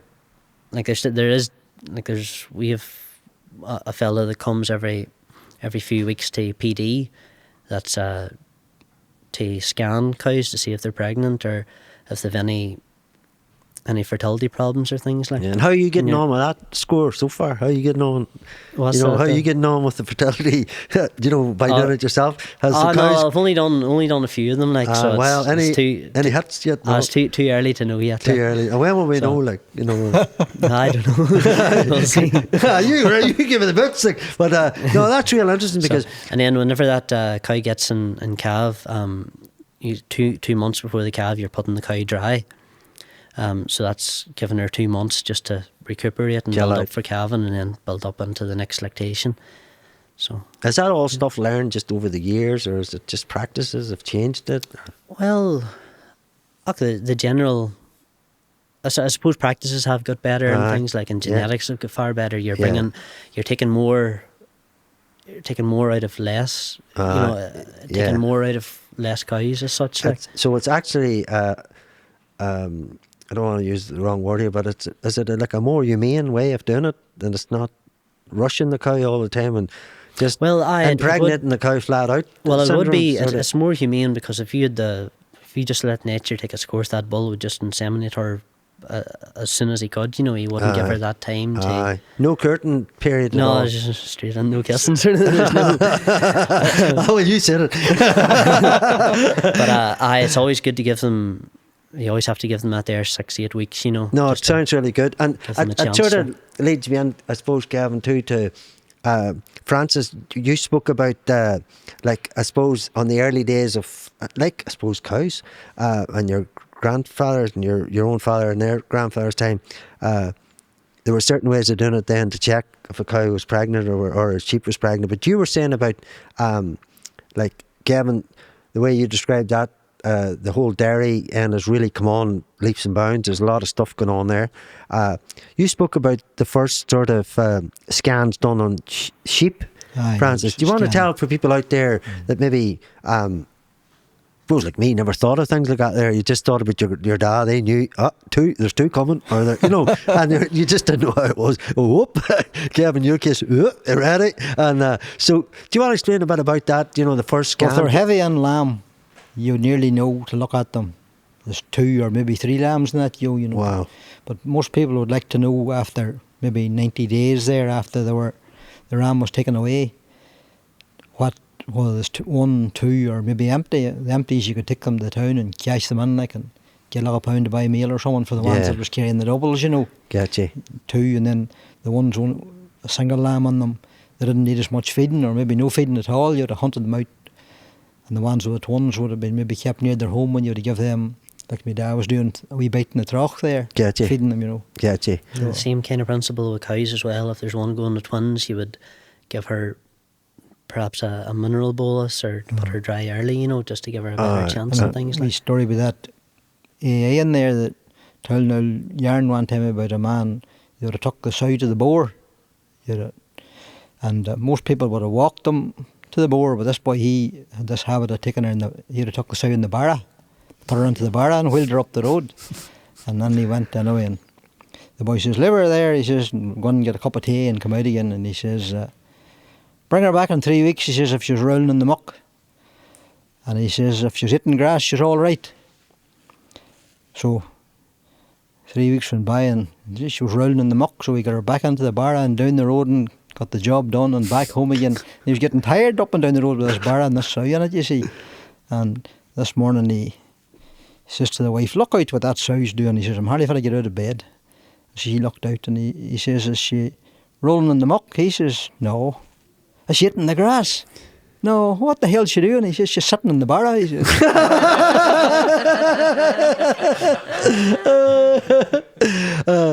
And I suppose one of the things, like, we've been talking away there, both you and about, I suppose, the positivities of farming and, you know, your animals. But I suppose there's an opposite side of farming in general, as the sickness of your flock, or the sickness of your cows in general. And when you were growing up, Francis, say we'll go first from the sheep end, what kind of was there illnesses that your father taught you to look out for, you know, that have been passed down? Do you want to explain some of that to people maybe that don't know? Usually there you would need a drench for worms every so often. That'd be a routine thing. You would do that, you know, keeps them healthy. And then there'd be fluke as well, which would be another worm type thing that would attack the liver. And he makes his way from the grass up the sheep's nose, as far as I know, where she mix it into the sheep's body anyway. And then when they get too many of them built up on the sheep, then I suppose they're attacking the liver. Like a bacteria type of thing. Affecting the blood. It's a wee living worm. Jeez. Type of thing, a wee flat boy, you know. So it's important to give them a drench down their throat for that. And that fluke as well. And at this time of the year, the winter time, you know, the time to do that. And I suppose as that's something maybe come on later on when people caught on over the years. What was going on? Probably years ago there was a lot less of that about, but it's built up because there's more sheep about now, and the ground maybe be a wee bit dirtier that there. Because is that big? I'm not saying, I don't want it to sound wrong. Is that nearly overpopulating? Like Kevin talked about earlier on, that skimming grass. Was that we control a certain? But when you have too many sheep in a wee square patch that would have fed everybody at one time, when your flock getting bigger, I'm trying to explain. Flock's getting bigger, and then there'll be more sheep about and less grass, I suppose. And if you move them off it in time onto clean ground that's been lying maybe for a month that had nothing on, you know, you would actually see them maybe thriving and doing better on it. And is there a sort of like, I know it sounds madness, but is there like your father and yourself and you have worked on mountains over the years? Is there a sort of map, like I'm moving them here, this date, I'm moving that? Is there a way of keeping illness away by doing that? And as you say, keep going to fresh grass, or does it matter, Francis? Not really. You just still need to be on top of them drenches, you know. Aye. And I know I'm not saying farmers would ever do this, but I'm just saying I'm a farmer and I've got a sheep that's not well. Would I sneak it down to the seals and sell it on and let on it never was sick? Is that something that it wouldn't really work? No, man's not that stupid like no. Right, they would see it and they would say no. I'm only asking. I was diplomatic here, and Kevin's not a fucking right. They used to do the heifers. It'd work better with an old cow because she'd be more bulk, and if she wasn't overly, as long as she wasn't too bad, she'd still be good enough to go to the factory, you know. So there you go, lad. Yous are doing it. You can't really, like with old cows and that, like you can tell what age. It's the same with sheep, you know, the teeth and things, like you can tell what age they are. As they'll get older, you'd move them on. Just once, like if you're a good herdsman too, like you would know if an animal's been sick or things too, like, you know. And it's an honesty thing, isn't it? It has to be. You wouldn't even want to get the name because you just get a bad name. Well, here, Francis, on your behalf, So there was a couple of... There's none of these rare breeds. I don't know how you find these sheep. Definitely needs his feet done anyway. The looks of them. Yeah. Big long feet on them. So what the hell is this here? Sleepwalking? You definitely wouldn't. Sleepwaking. And, There's no point in taking that into the town to sell it anyway. Francis, look, I thought it was sleepwalking. I thought, holy shit. So here, so this, I know it's maybe a rare sheep or whatever, but I found that, Kevin, I found this in your book, actually. Sheep, yep. Same. There's one for cows as well. And I'm going to show you that. But so this one's for the sheep, and it's interesting this here, France. You'd know this anyway, right? So you'd be looking at that spine there. I learned this from your book. So if you're looking at the way it's dipping down and the legs, a hump on her, surely. A humpy old whatever, and she's got moustaches as well. I see the teeth swelled up there, red.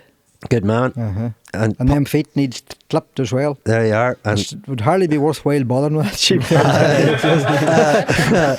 I feel here. You know she what? should have been looked about 6 months ago. Do you know what? I knew this. I knew this podcast. That's my sheep. That's my sheep there, Diane. I was hoping you would tell me it looks well. No. So that's everything that you don't want a sheep to be. No, I don't mean that in a negative way. It's just a lot of illnesses. You're right. If there was a, I should say this, if there was a sheep pup, right, like a DLA. You know, a sheep. It was a disability living sheep she'd award. Be getting the full DLA. Hey, I don't even need to see you. You can. I've looked at your report. Idea. They should have sheep DLA. Let's bring it in. It's a new grant. Through the post. Disability Living Sheep Award. That's right. It goes to this sheep here. And so that's it looking on well. Nathan, so the opposite side of it looking good. We have one here, I think, so the sheep should... There. That's a good, healthy looking sheep. Look at that, there, Kevin. Yes. See that? Perfect. And that was, as I say, that was in your book, Kevin. I thought it was interesting, to look and I knew, Francis, you would know that. You mentioned the back and all, the arch is not a good thing, apparently. No. The way... the first thing you'd see is the ears, the dripping in the ears, and then if the eyes were sunken as well. There you go. And... was not eating too well. I see that sheep there, as well. That sheep there singing the wee song that you wouldn't sing us earlier on about the milking. Look at the way the wee and that sheep there is saying, I effing love life because I'm as healthy as can be. And that's one of the things you notice with ruminants, like chowing their cud. You know, if you see someone and they're chowing their cud, that means they're content. Like there you go. And it says that alert and content. Yeah. And that's the things, and I say the fleece looks good. I was Francis. I was looking. I think it was your book again, about that the fleece isn't sort of scattered looking and torn and torn, and that would have like sheep scab, as they call it, like wee mites that live on their back. There you go. Didn't know that. So you need to put them through the dipper then. And Kevin, you proud of me reading? Keeps them clean. You get on for a vet, are you? For somebody that can't actually read, I could be bullshitting the whole thing here, And this video one doesn't take off, you could be the next vet. I doubt not. Whoosh! It's a triple. So that's and even I should say there. While important thing in your boys' game, it's like being a doctor over there. When was the last time you put one out? So that's a healthy pip there, Francis. Good, healthy. Oh, aye. Looks good. That's one thing, like if you ever had sick cows or that, like you take a dung sample and then you would take that away and analyse it, like, and then that would bring up, We're all the same, aren't we? I suppose the doctors do it too, and it's interesting. And that there one there, just before I go on, we spoke earlier on, Francis, about, it says there about, being able to take its weight on its legs, confidently standing. That's right. And I read somewhere about, it sounds mad. I actually seen this and I thought, oh my God, that sheep has just become disabled. Where the sheep walks on its... And down on his knees. Aye. Sore feet. Aye, sore feet. Yeah. And like that there, it blew me away that a sheep would just go, I've had it. Just on the feet sore. If I could do an expression of a sheep. Jesus. Oh, poor sheep. Maybe she'll send her prayers. I'm trying to fuck now, Fran. Sorry about this. But that's a healthy sheep. That's a healthy sheep, yeah. And, good feet up, standing on her 4 legs, no hassle at all. That's one of them super breeds. It's worth a few pound. So another one we spoke about, lads, and I didn't know this here, and it was Liam Campbell brought it up. I think he was talking about, the whole heritage of everything about, farming and all. He brought up about the home field. as something. Did you? Not every man would have a home So field, but you're aware of a home field? Is that just a field next to the farm? No, or- it's like a health field for your sheep or Yes, cows that aren't well, and it becomes a home field. So you're like I when I was fascinated with this here, because I think Liam talked about in the old days he was at a place way up in Crannock or Greencastle. I'm not sure that now what he quoted, but he says that he was talking to this farmer, and the farmer sort of looked at him and says, "Oh, that's the medical field. That's the home field." So, do you want to explain about the home field? What your understanding of it to do? my understanding of a home field would have been probably years and years and years ago, whenever there were no cattle houses about. Up Ballinascreen especially, and out that part of the country, but there is a few homes. Bertie Henderson is a good big home out there, and that would have been a long strip of nice green ground, and there would have been big high brews up and plenty of trees around it, good shelter and all that there, and people would have took the cattle home for the winter, I think, and put them in there. Brilliant. Threw them a bale or two of hay, and it was as good as a cattle house. Tell them they'd have been happier down there, And sheltered. But good shelter for the winter. Aye. Just when you say that now, there's fields of different names, but there's one of the fields we call it's the bottom home of Jims. So it's just that's where a that flat reference green, comes good from. green dry field. just like. in there's I think it shelter. was used for, because within there's the cattle houses built and all that to put the cattle into. They didn't use the home fields as much in the winter time. They'd be good, still good grazing and all the rest. But That's interesting. And I suppose, like, over the years, like, you think about home fields, and even, I know I'm joking, Kevin, but you've read a lot of stuff in all these books. Has, like, books and technology helped with farming in any way, nowadays? Like, did it help you to read, or was it you get something? stuck in the middle of them, you pick it up as you go along. I suppose whenever it's you your livelihood and you're kind of dependent on making a you profit, and like, you have to be constantly You have to be reading up switched on on, things, like, because if you didn't, you can just forget wee things, and but no, whenever you're at it every day, like, you sort of. I think you have a lot to learn, Paddy, with that one of yours there now. She wasn't looking that healthy at all. I was done. I was ripped off in that cheap bear. Who did you buy her off? I don't know. I think I went to a fair, and I don't know. I think my drink was spiked with full protein milk, and I couldn't think, Kevin. I couldn't think. The amylase on it was flying. I was flying. Everything about me was flying. But I definitely will look into it in the future. So I suppose this is where the both of you can come in together. I know we've been chatting on and off throughout the podcast, and it's been brilliant. So the introduction, like you spoke earlier, Kevin, way back at the start, people, I noticed you talked about horses and stuff, and this is where I'll probably bring both of you in about this. So we were up at, I'll go to you first, Kevin. We went up to the Mulligan Tractor and lorry day up. You were up at it, up at the GA. Yeah. I suppose I'll give people what I know about it. And I was talking to Joe and Chrissy, Joe Rogers and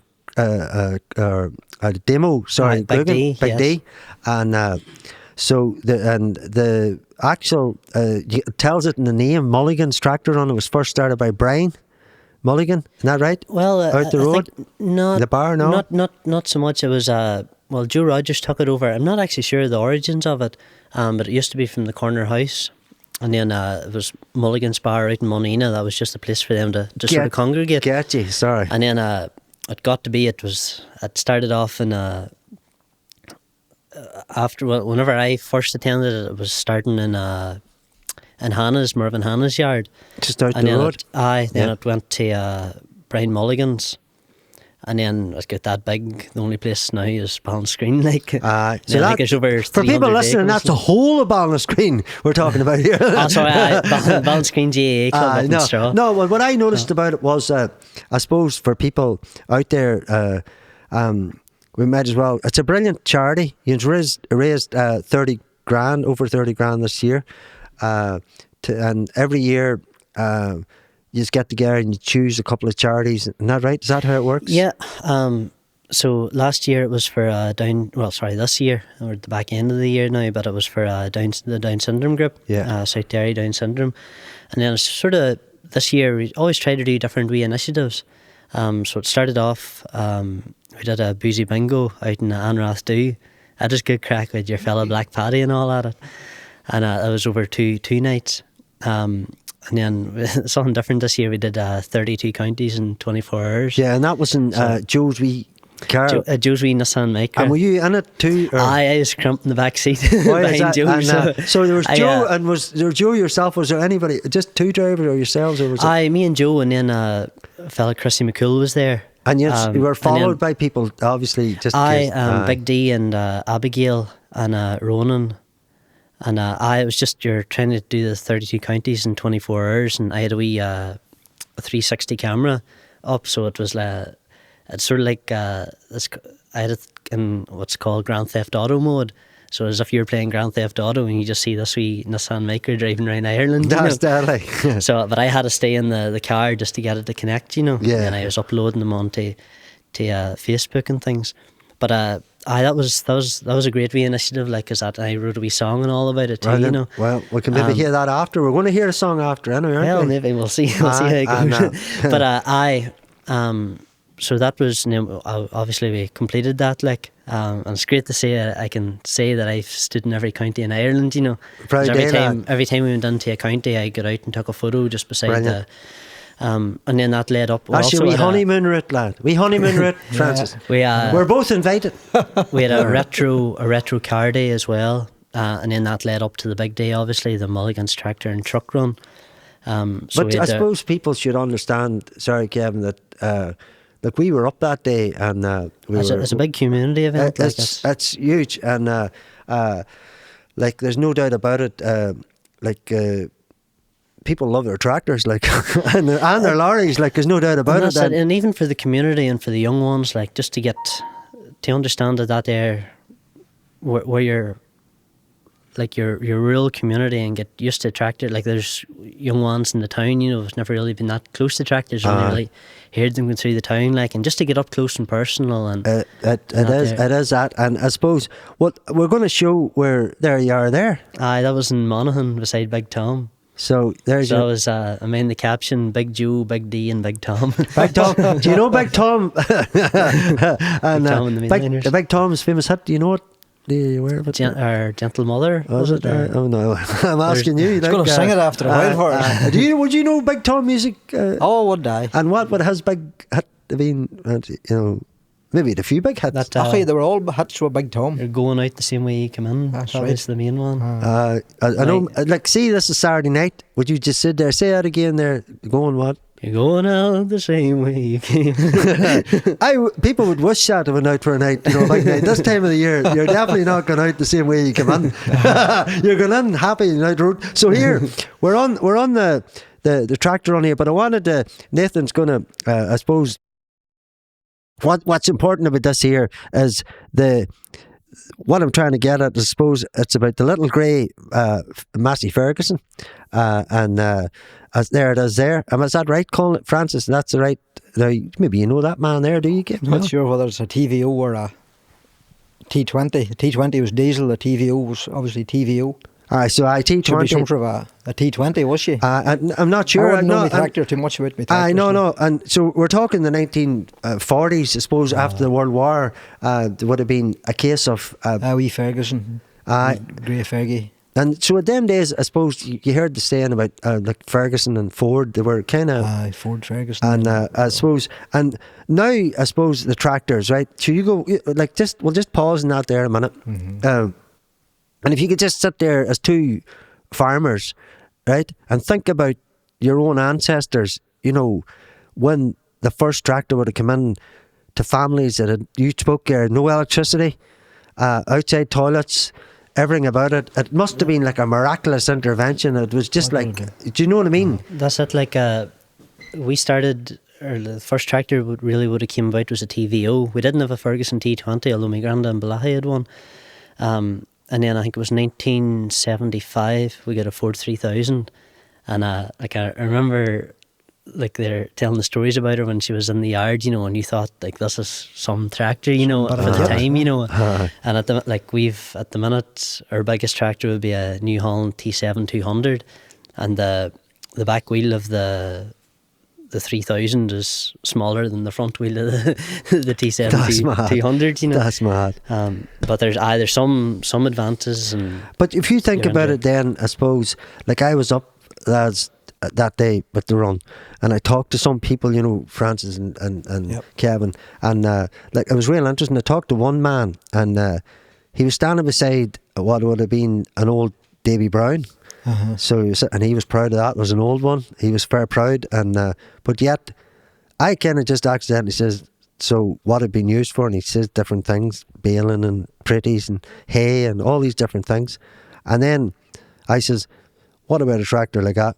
And the words he says, oh, that's construction, that's my son's. So a lot of the big tractors now are on construction sites and stuff. What the man said to me was, he says, see that tractor there? That saves 5 lorries sitting waiting with loads, just parking. We can go in with that tractor, get the load, fire it away, throw so many bits of stones to Francis, Spreckies, you, Kevin, you know. So it has advanced. But like even in my father's time, like we used to cut silage. Well, they used to cut silage out with a chainsaw at the start. no way. Well, at the very start, it would have been they'd mowed hay with a cotton bar with a horse, and I was just lying in the field, and then that was all forked into a horse and cart, taken in, and then just loose into the shade. And did scythe, And then- is that not? Scythe, I would have been before that Yeah. again, like. And then there came silage and round bales, but we would have put the grass that would have been taken in. And then once the tractors came about, some people would have taken it in the link boxes. Then that was into the silo, and then it could have been cut out with a chainsaw, and then a block grab would have came along. So we used to have a Massey Ferguson 185 with a front end loader on her, and then just a wee small block grab, but it took I think 30 seconds to close. And then it was in the early 2000s, we got a telehandler, a Merlot. She was a 28.7 KT was written on the side of her, like, but that was a game changer there, like, because the telehandler, you've got your boom and all on it, and lads, you could. That's a festival site's dream, telehandler. Just so I let you know that. But And, then and now for feeding the cattle, we've got since August there, we put in a vector, an automated system. So it's like 2 mini robotic diet feeders that I load the silage and the maize and all into what they call a Lele kitchen. And we grab comes, it's sort of like what you would see in them amusements, the wee thing you put money in, it comes down and grabs your toy and drops it before it puts it out. So it's the same kind of principle. And then that's what fills the wee automatic feeders, and then they drive around the yard. So Where's this video out there? All right. Yeehaw! We better music, Nathan, put on in there.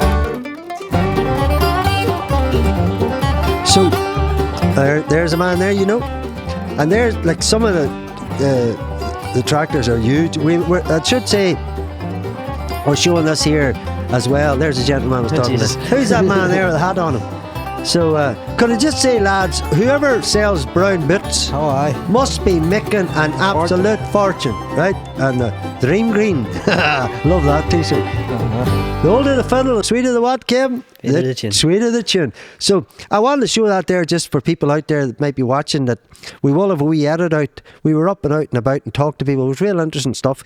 And we mentioned tractors there, and I suppose it would be nearly unjust to not bring us back because of the heritage, I suppose, of this podcast and the history and all of it, about the old days, you know, when there was the horses and the ploughs. That's your, was that your great-grandfather? that'd be my grandest half-brother, James. That's, can I just say that as an amazing picture? It's a bit like Francis's father up the hill, you know, just with the sheep. It's just, isn't that amazing, isn't it? Like, you hear people saying now, like, they even use it in tractor terms. It's got so many horsepower in an engine, you know, and there, I wonder, is that where the saying came out of? That's where it come from, yeah. There you go, like, for all you rally men out there, and engine builders, and everybody else. Isn't that a good one? And so, back in them days there, I suppose, when you look back there, you have it there too, Kevin, is that, you've got some great photos, lad.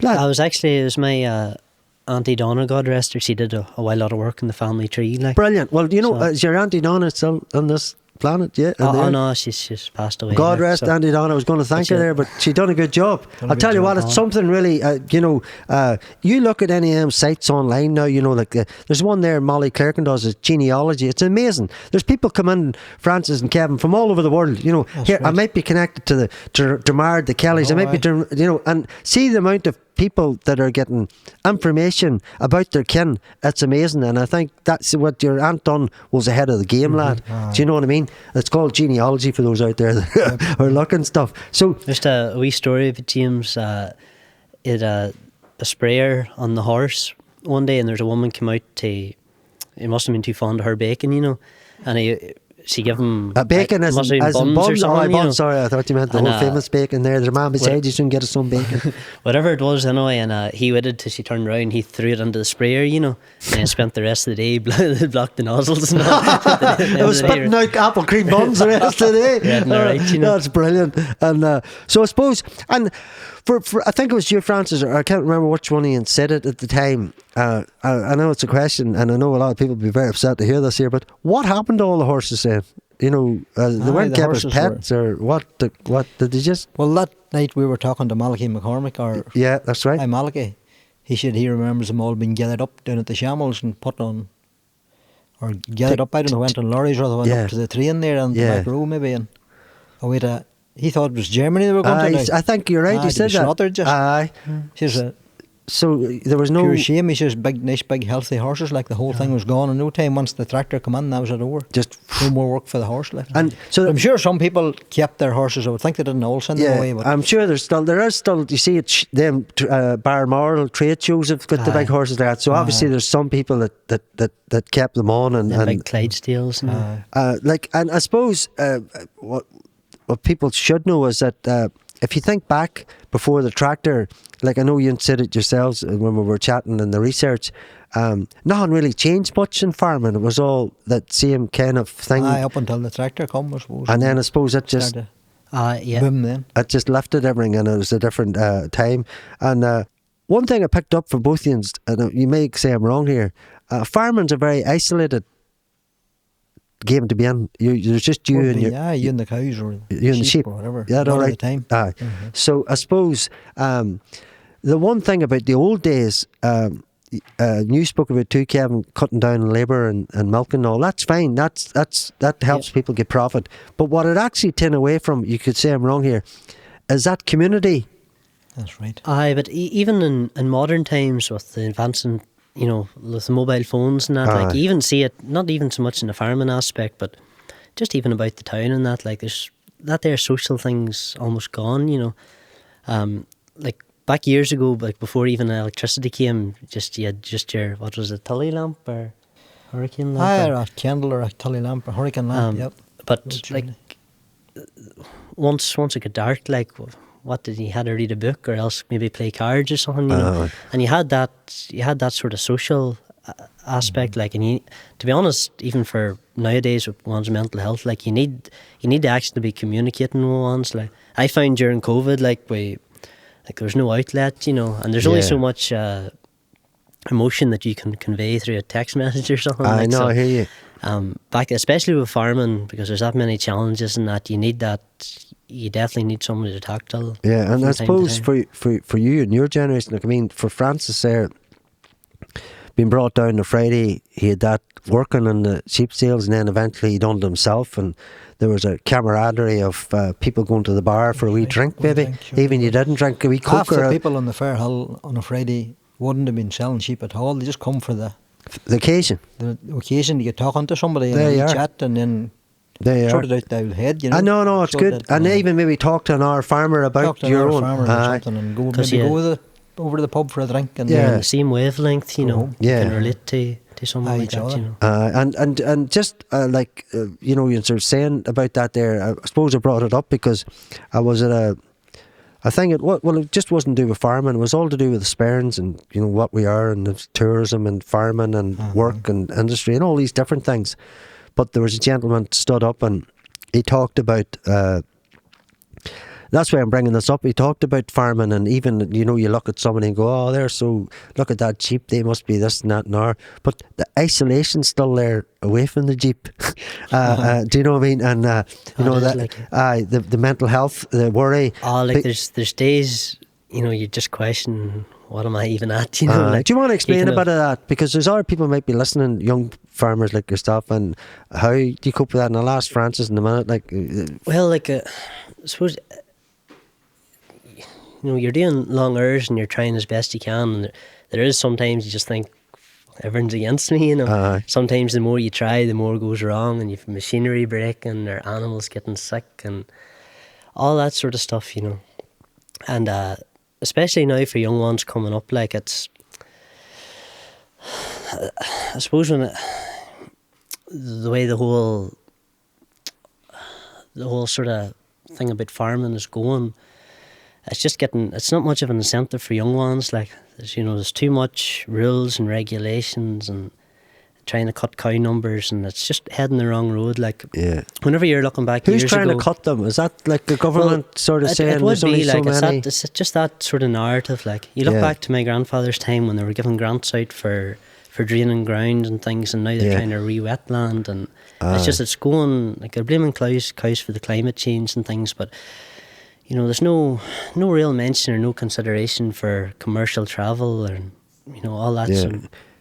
Do you think as farmers it's easier to blame cows and things? Yeah, I think farmers an easy scapegoat. Yeah, like, I know whenever you take into consideration blaming farmers for pollution, like, but nobody really takes into consideration like your household chemicals and your septic tanks and things like that, you know. Do you want to explain a bit of that there to people so they understand? Because I'm going to say, like, just to be a devil's advocate, right? There's a lot of things going on now with the our own lock down the road, and I suppose I would say on behalf of it is, you hear so many different stories. You'll hear stories like Francis and Kevin, that boy up the road there, and I'm up there, he's cooking this, and you know, so. What's the truth on your behalf as a farmer? Well, I think, especially now with social media, it gives a platform for people that aren't really like none of their business. They're basing their opinion on, like, it's not a primary source of information. Like, it's just you can find a place for them people just to congregate, and then everything they're taking in, it's not really, it's not accurate. You know, they don't have an understanding of what farming actually is on the ground, like, so it's very hard to compete against that, because when people base their prejudices on that kind of mentality, like, it doesn't really matter what I say to them or what I show. And like, there's a lot of videos on the internet. There's a real good over in America. There's that Iowa dairy farmer, and he actually shows videos and all about just the mistruths and all that misinformation about, especially with dairy farming and things, like. But that's kind of what you're up against, like, and it's a hard. It's not getting any easier, like. So, what do you think, Francis, on it behalf of? On the pollution and all that carry on, I think. Just the other thing before it leaves my head, I think farming nowadays is more environmentally friendly, like, because years ago, like, with their farming practices and things, like, now you have to adhere to staying away from water sources and all that sort of crack, like, and nowadays it's more of an incentive for the environment. You're using less fertiliser, you're trying your best, like, introducing swards, and it's all to try, and you're always taking into consideration the environment, like. But whenever, especially now with the likes out there, inheritance tax, like, and you're looking through all them comments on Facebook, and you're like, how delusional people are, you know, like, and just that there's no appreciation for where their food comes from, like. And funny you say that there.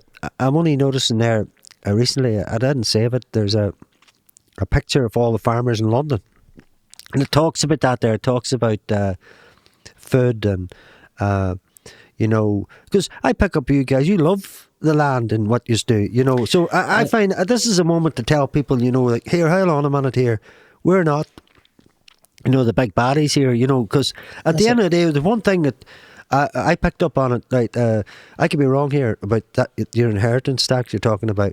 I heard a few things online. There was a big, I didn't want to save any of it because it was someone else's information as such.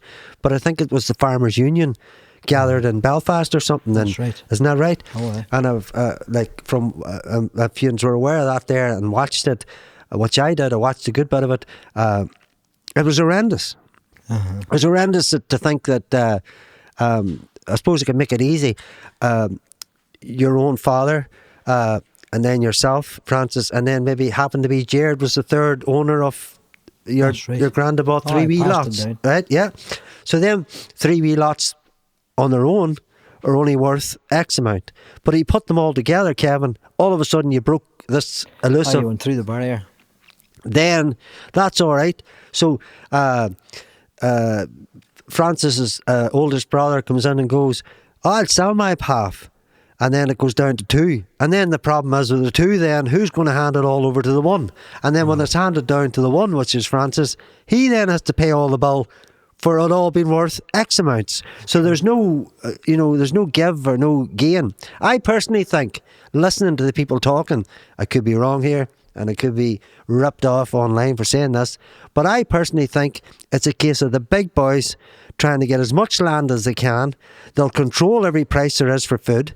It'll go back to the old days where the farmer had to just labour his own land before he actually got buying it. Do you think that's right or wrong, or what's your thinking? I think it's not the big boys as such as the government is behind it all. That's what I mean, yeah. Aye. Yeah. And then for tax reasons, the big boys were buying big lumps of land, surely, and it was a tax dodge for them. But they're not really interested in farming, so it's them boys that they need a hit and leave the farmer alone. Best thing to happen would be, it wouldn't make a big effect in Northern Ireland, it probably would do a bit, but say in England, people go out in the morning, go to lift their 2 litres of milk off the shelf, and it's not there. And you need to take a loaf of bread home with you too. That's not there either. The whole way up the line, empty shops. 3 weeks, you'd have a different story. But it costs money to do that, and men can't hold milk for 3 weeks. That's it, you have too many direct debits and that. And not so much even... Bills had to be paid. Like even... It could put you out trying to prove a point. Yeah. Trying to prove a point, you know. And like cows are a very resourceful animal too. Like you've got your milk, your cheeses, your yogurts, and then within the beef aspect, obviously you've got your meat, your leather, and that's... There's a lot of money involved, isn't there? Well, that's it, like, and it's without. I don't want to take the conversation down too much. Like, we want to try and keep it upbeat. You know? No, you're. But this is a big issue at the minute, isn't it? That's a big issue. Though, it's top of the and it's top agenda. And at the end of the day, if Francis is right, if farmers went on strike, then it could. It's a bit like it's very hard for. Especially with dairy farming, because you're working with milk, like milk. But they've done it before. It's not impossible. Aye. But it would take everyone. Could make a big difference. Everybody's getting everybody into the one way of thinking. If that's what it takes to beat it. Aye, and but it would hurt some people more than others. And say the likes of. I suppose you should remark too that not everybody owns farms that can be taxed to that level. It's not the case, because a lot of. But I was just looking at it that if you had, yourself and Enda and Jared and Nevin and 4, 5 or 6 years got together, and it was all under the one, your uncle or something that was handed down.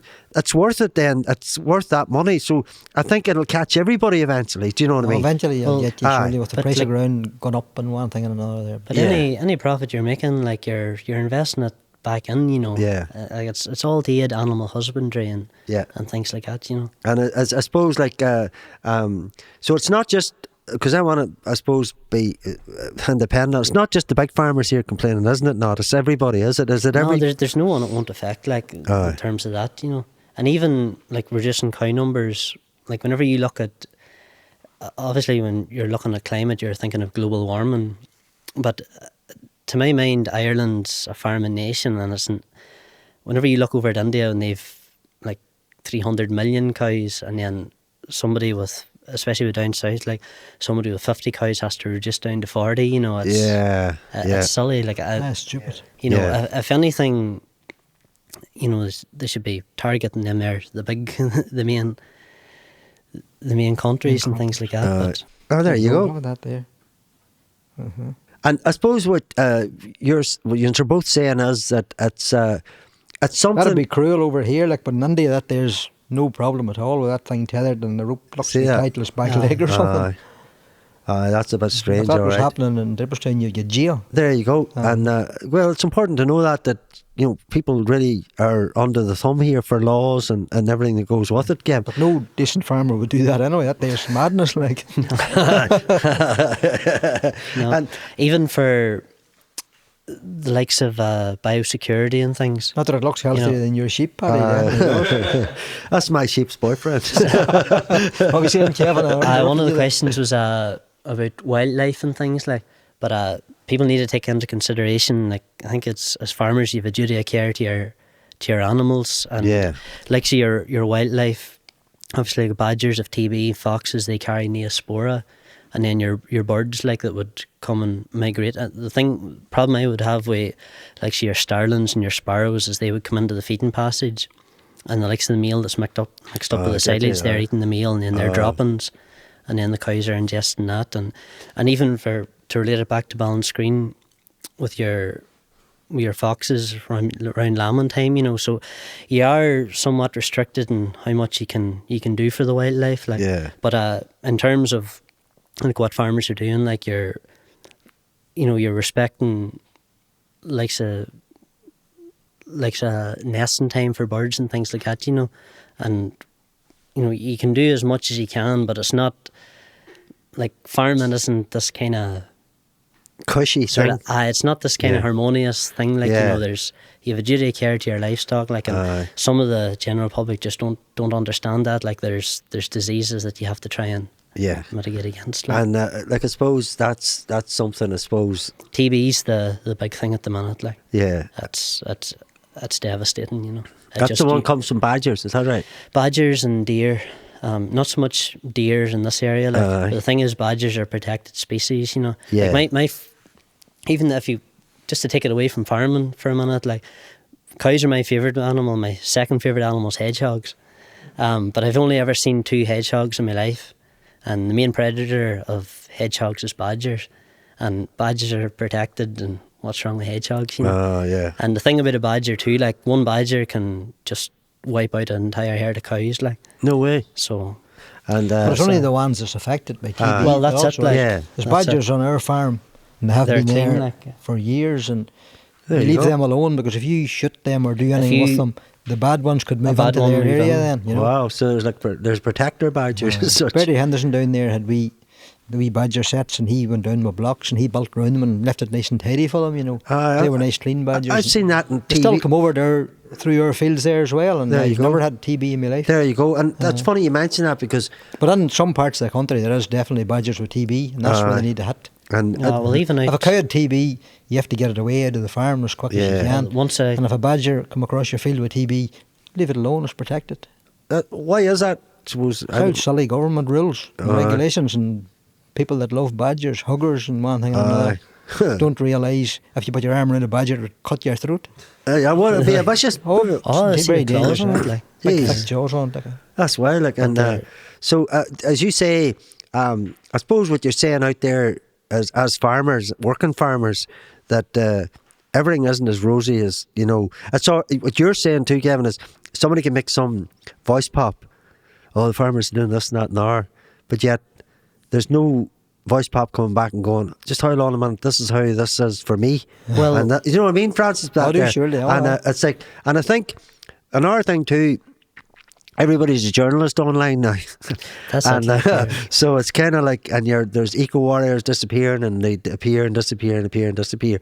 But I suppose for yourselves, it's the message going out, I'm hearing anyway, is that your stock's well looked after, they're Stock's well well looked fed, they're monitored. The stuff that's coming out the other side is top quality, because it's well known that the quality of food coming from Northern Ireland is top quality. I'll just come back to, I could be wrong here in this, the way they're saying you're cutting down your stock, right? They're cutting that down. To me, all the government is doing there is putting prices up, are they not? Because there's less? Or are they going to take on... I want to bring it in from Brazil and other parts of the world, like where there none of that rules or regulations whatsoever. No. Yes, yeah. Even when And you, then your growth hormones that'll all come in here eventually. Yeah, see it. that's weird. Not onto our cattle, but the beef that they buy in. Yeah, the super heavy. You know, yeah. See, we had that years ago with your talk about your milk mountains and that, and then quota was introduced in the 1980s. And then I think back then we maybe only had 30 cows at home. Yeah. And then you had a lease quota from other farmers. And there was a Haggerty's up Tonna Hill. We had a lease quota off them and different ones, you know. Was that to make your target up? Was that? Aye, because if you went over quota, then you were fined for it, you know. So a healthy cow was nearly put down because it was too healthy, sort of thing. Well, just your volume of milk and things. And then I suppose just through the years, like there was always obstacles to overcome. You had your mad cow disease, your BSE, and then foot and mouth and things like that, you know. So I suppose this is just the next phase of that's coming along. Like it sounds but like it's not control, is it? It's not getting any easier, like for young ones coming up. Like it's and I suppose that it makes me think then, like because you've took on generational farming from your father, and you've took on generational farming, Kevin, and you're, I suppose, as younger person that's here next to Lloyd sitting over there. So what advice would you give to young people out there? Because like at one side you're saying it's vulnerable, but deep down you love it, don't you? There is like there's the quiet moments, you know. It's not all about money. You do love it. At the end of the day, it's a business, you know, and you have to try and make a profit. But like as you were on about earlier about the smells and that, you know, there is the wee subtle moments that you're looking at the sun setting over the Bray face, or hearing the sound of the Meola River, or the birds in the morning, just the general smell of it. Or even like just seeing animals content and their ears perked up and chowing the cud and things. They're like, it sort of just boils down to what farming means to me. Like it's a livelihood, and it's all I've ever known. Like, and not to say there's days that you're questioning what the fuck you had, like, and then there's other days like checking the kettle and things like it is.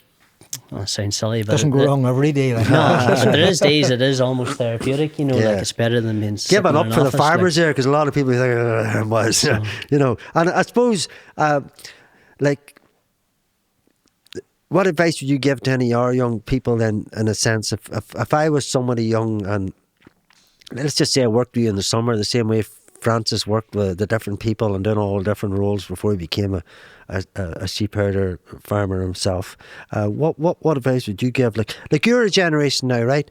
Imagine just if you were asked this question in 25 years time or 30 years, what would you be thinking in your head now?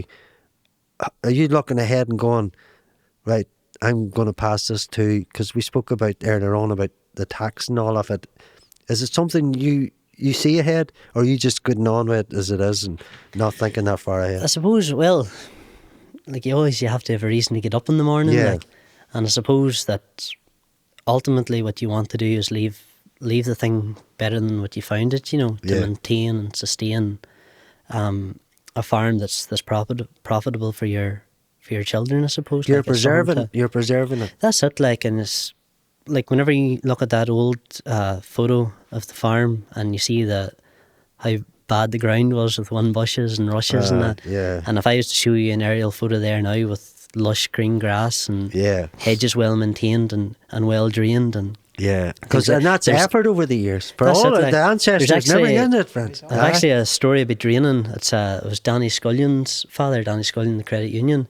His father used to dig drains with a spade, and like that's hard work. I can imagine. And at that time there must have been given grants out or that for draining ground and things. And there's a ministry man came out, and my great grandfather was there. And the ministry man just must have been reading from the book and asked, or must have said that's wrong.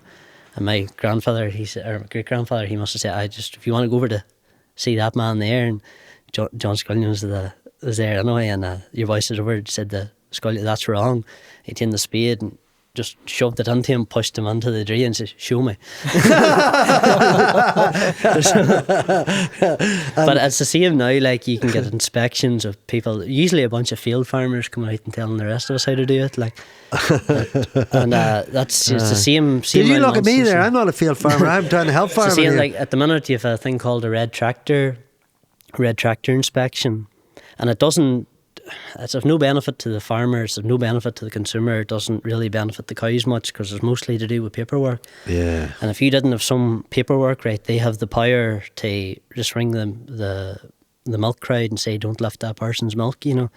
So you're very much under the thumb, like. And yeah, and I suppose just I didn't ask much about it. Like I know Francis, you spoke about the different prices, but the likes of milk, is it controlled by someone way up there, or what way does it work? Or can somebody in Maharag get more money for milk than somebody in Tunbridge? I think now it's more. Or is there such a thing? It's not so much like years ago it would have been locally, now it's globally, like you're keeping an eye on, like in New Zealand, the Fonterra milk auction and things like that, you know, you're seeing if it rises or falls, like.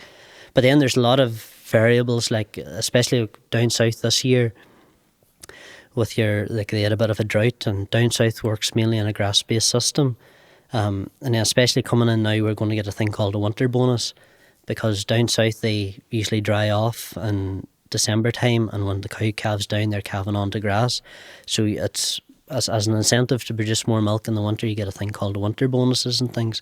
But it's all to do with like globally milk production. There could be a drought or flooding and things like that, you know. Yeah, but there's a lot of variables in it. And so, like you're on a farm now, and I've seen a few dairy farms have done this here, that they've diversified into, like, you know, making yogurt and butter and.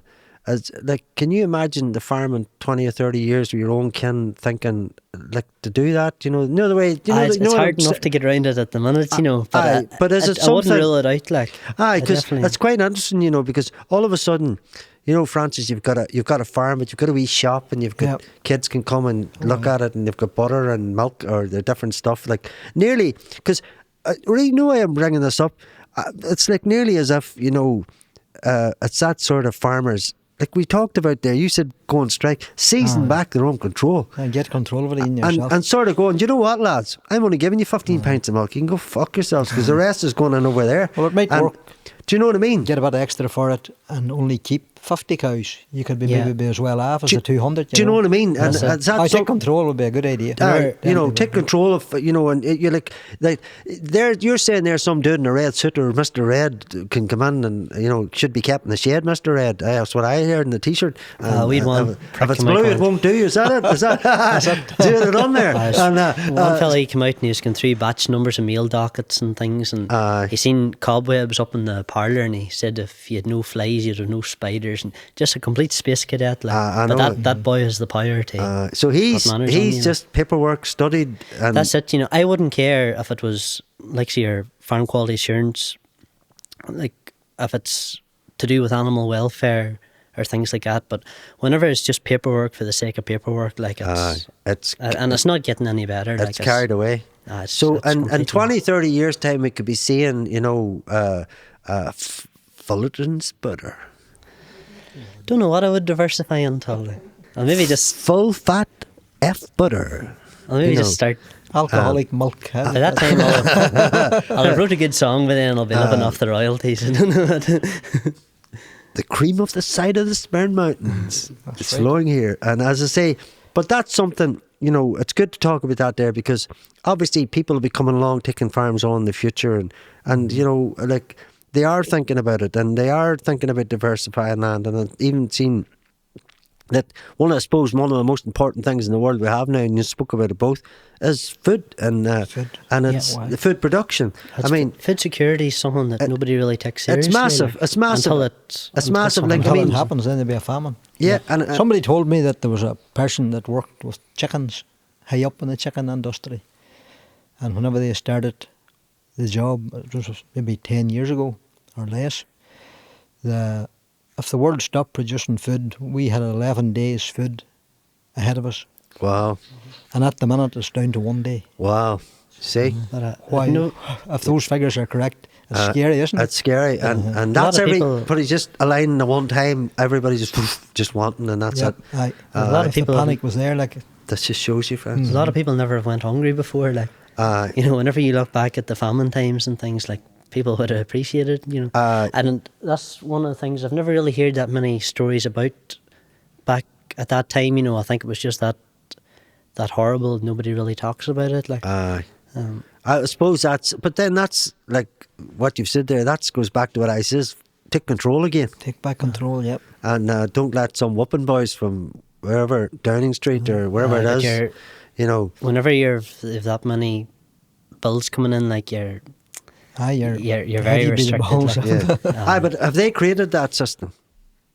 What's that, sorry? Have the people above created that system that the bills I think through negligence. I wouldn't say there's an overarching conspiracy or thinking, but there's just no appreciation for. No, I'm not saying conspiracy. I'm just saying control of. Because I read, I could be wrong. You could check me, and this is like you were saying that lad. I read that 75% of the land is controlled by government in Northern Ireland via grants, and yet you're not allowed to change it. You're not allowed to do this. Oh, like you can't pull a hedge out or anything. Like you're in trouble. Like so, there you go. You can't, like, even though you own the ground. So now I'll ask you again: is there an overarching control sitting up there? I suppose there is. Like there is, and so that's something too. That it's one thing people giving you jam and lips and going here, but I'm giving you a wee grant for that wee side of the hull there.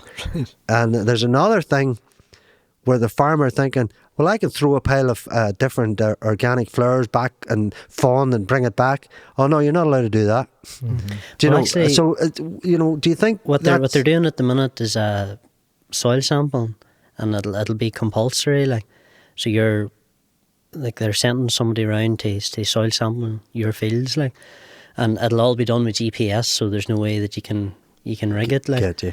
And then once they take that their soil sample, they'll analyse it, and they'll be checking for your phosphorus and your potash, and then they'll tell you what you're allowed to spread. But potash is not as in potash, as in potassium. Sorry, Kevin. Just for the people out there, not that I know anything about that other stuff, but I'm just keeping you right there. You haven't got some big growing plant underneath the ground out there. They'll not take into consideration the likes of your ground and the Sperrins, which would be heavier soil. The mountain ground, you mean? Or like say if you're in Tubmore where you have more loamy soil, like, so you'll be restricted in that sense of what you can do with your. What do you mean, the different soil, loamy, or what's that mean? Well, like if you're loamy soil, which would be very fertile, then you're more into your clay, and then into your heavier. So in Tubmore, they've got more fertile soil, and Tubmore, Desert Martin, it's all better ground. Like, but the hill farmers have a better view. That's it. Well, I think that boils back to the plantation of Ulster, and the planters got the ground. The view's worth money now, by the way. Well, that's it. The planters get the ground and the natives get the view. So the view's worth money now, you know what I mean? There's a few big whirly things up there in the mountain that were never there before. That's right. And are they an asset now to people and farmers up in them areas, Francis, would you say? They'll shoot you through the £1 million barrier for the taxman coming up in a few years' time. There you go. Mm-hmm. There you are then.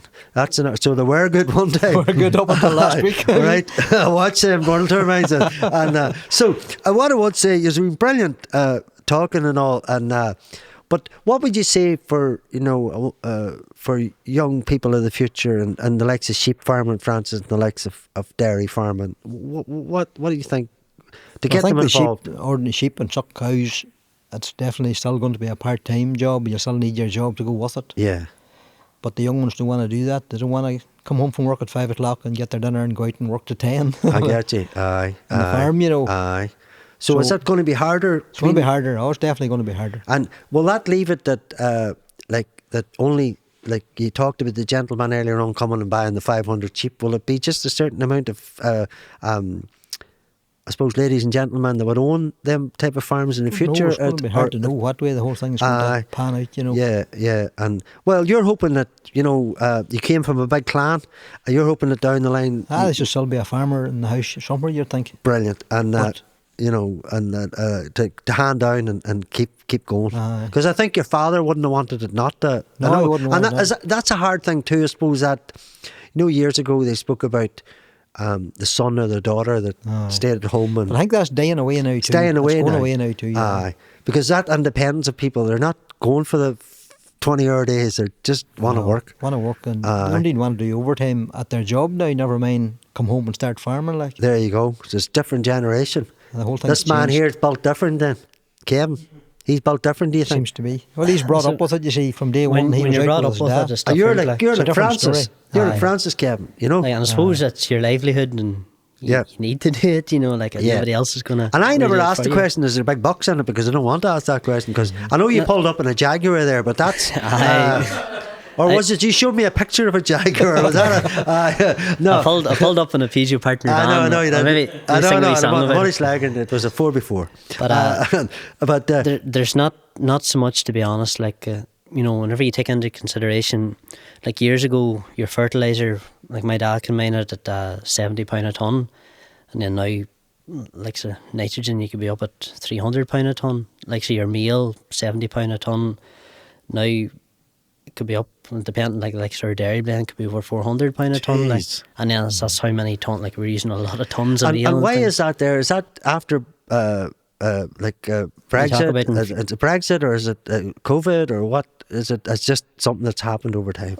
I think every time milk rises, oil seems to rise, and fertilizer, just everything seems to rise with it. You know.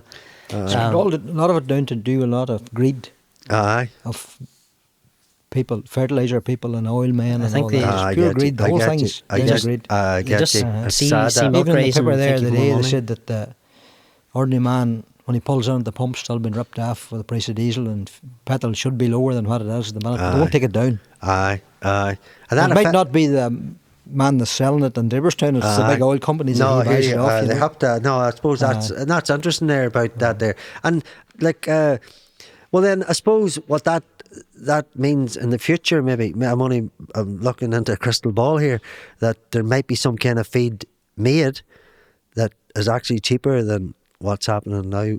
Would that be a dream scenario? Or? I think it, like you would have to import it. I would think the likes of your crops for this area. Like years ago, it was just sort of meadow grass and things like, and just hay, and there's no wild way of, like, you didn't have your fertilizer. It was just they would have been spreading dung out in the fields and that. And now you've more, you can utilise your slurry more, and then your chemical fertilizers and things like. But you're trying to utilise your slurry, and because of the price of fertilizer, you're trying to use as less of it as you can. And then, like, But that's farmers going back to the days when Francis's father and your grandfathers and all, that's what they'd have been using. and then, like, so you're taking your pH of the soil, and then you're adding lime to it and things like that, you know. Yeah. But it's just all the advancements and things. You're just trying to better yourself the whole time, like, and obviously you have respect for the environment. Years ago, too. whenever my dad was farming, and them, the motivation was to get bigger. But I think it's coming to the time now where it's going to have to get smaller. Get you. Uh-huh. Yeah. And that's what you're trying to do There- with genetics too. There'll be no more glut of beef or sheep by that. Take control, as you say. Aye. Keep less. Don't spread any fertiliser or very little, which I've been doing this last couple of years, trying to do anyway. And do you find it more Step rewarding? back. And It would be more. Well, you're not giving the fertiliser. that's a really good idea there. You go back to your father's time. Go That's back- interesting. go back there. to that time, And yeah. I'm sure that people listening to this, there might be other ones At the thinking the minute, same. lamb would be scarce and not as many of them about as what there had been, and they're a good price. Brilliant. So I think we need to go back rather than forward. Don't get any bigger. Aye. Because if you keep getting bigger, the biggest men are still a lot of debt about the farms. Get you. And they At have to any keep minute, going. that could all go. That could go bang. That bubble's going to burst. Aye, if it gets and any it's bigger. like we said there, the fancy tractor, the fancy front gates, everything Well, up, but there's nothing especially- there. have to go back. That's a good cows- one. That's very interesting there. With our cows, like, you're trying to breed the ones that you can get as much out of, Aye. you know, with as little feed, like, so Aye. you're putting more of an emphasis on genetics and things like that. Yeah. So, and then back to your fertilizer, like, every field we have, we're soil sampling independently as well, like, Yeah. so you're not overusing your fertilizers, your sprays, or things like that. Yeah, and Also, for introducing your crops and that, like, so reseeding into your perennial grasses, your perennial ryegrasses, and then you're trying to introduce like so clover and things that can take the nitrogen in the atmosphere and use it to enhance the grass growth. So things like that there too, you know. And I suppose, like as you said, Francis, you take control, bring things back. I suppose straight away that lessens your carbon footprint. Everything that's being pushed in farmers now that, oh, you can't do this, and that cow farted 15 times, he's only allowed to well, fart 10 times. if they That buy- cow over there, that cow over there farted 20 times, and that's too much, right? 10's enough. You've been controlling farts now, that's what they'll be trying to do next. That argument about methane, like farming, it takes that carbon, like all your grass and that, like that's taking the carbon out of the atmosphere. What's not taking the carbon out of the atmosphere is, because with cows it's regenerative, like, but what's not doing it is the carbon you're taking out of your ground for your aeroplanes and things like that, you know? Yeah. So, but there's no real... You don't want anybody flying anywhere, lad. I pick it up. No, Like, it's on not- your honeymoon, you you can will do- fly to Tunbridge, or you'll travel to Tuam and that'll be it. You'll be You can back do, up you the can road. do France. without planes, but you can't do without cows, like, Yeah. you know? And, well, I suppose you can do it planes, and at the end of the day, you're right, because in the 2 years of lockdown, people were happy enough not to fly. Well, At the that's time it, of man. COVID, there was supposed to be somebody had a holiday home and not sure what part of the world, is sunny climate anyway, and there were no planes in the sky for a month, and they actually could see a mountain that they had never seen before. They couldn't figure out where it come from. Wow. I would love to see some That's of the amazing. statistics Couldn't see where it come that's from because amazing. they'll from COVID think it times. all lifted. That's amazing. What And were that's you it. saying there, Kevin? You want to see? I just, from the statistics of COVID, you know, when there was less people, less animal rights and all them vegans and flying away in their foreign holidays and things. Like, I'd love to see the statistics from that time. Like. Is there anything else, lads, you'd like to say, or is there anything that's left out?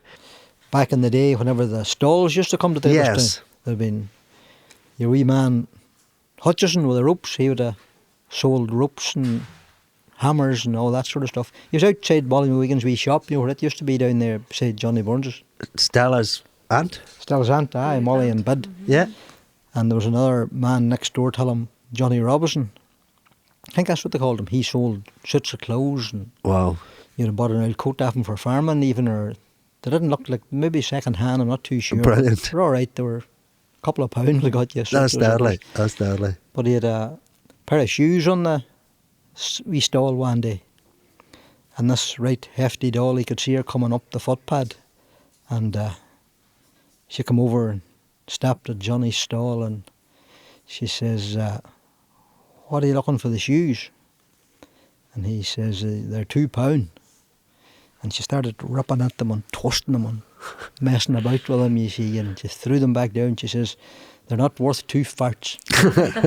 And Johnny says, well, if you give me 2 farts, you can take them off you. He said she lifted her leg and let 2 cracks out of her, stuck them onto her arm.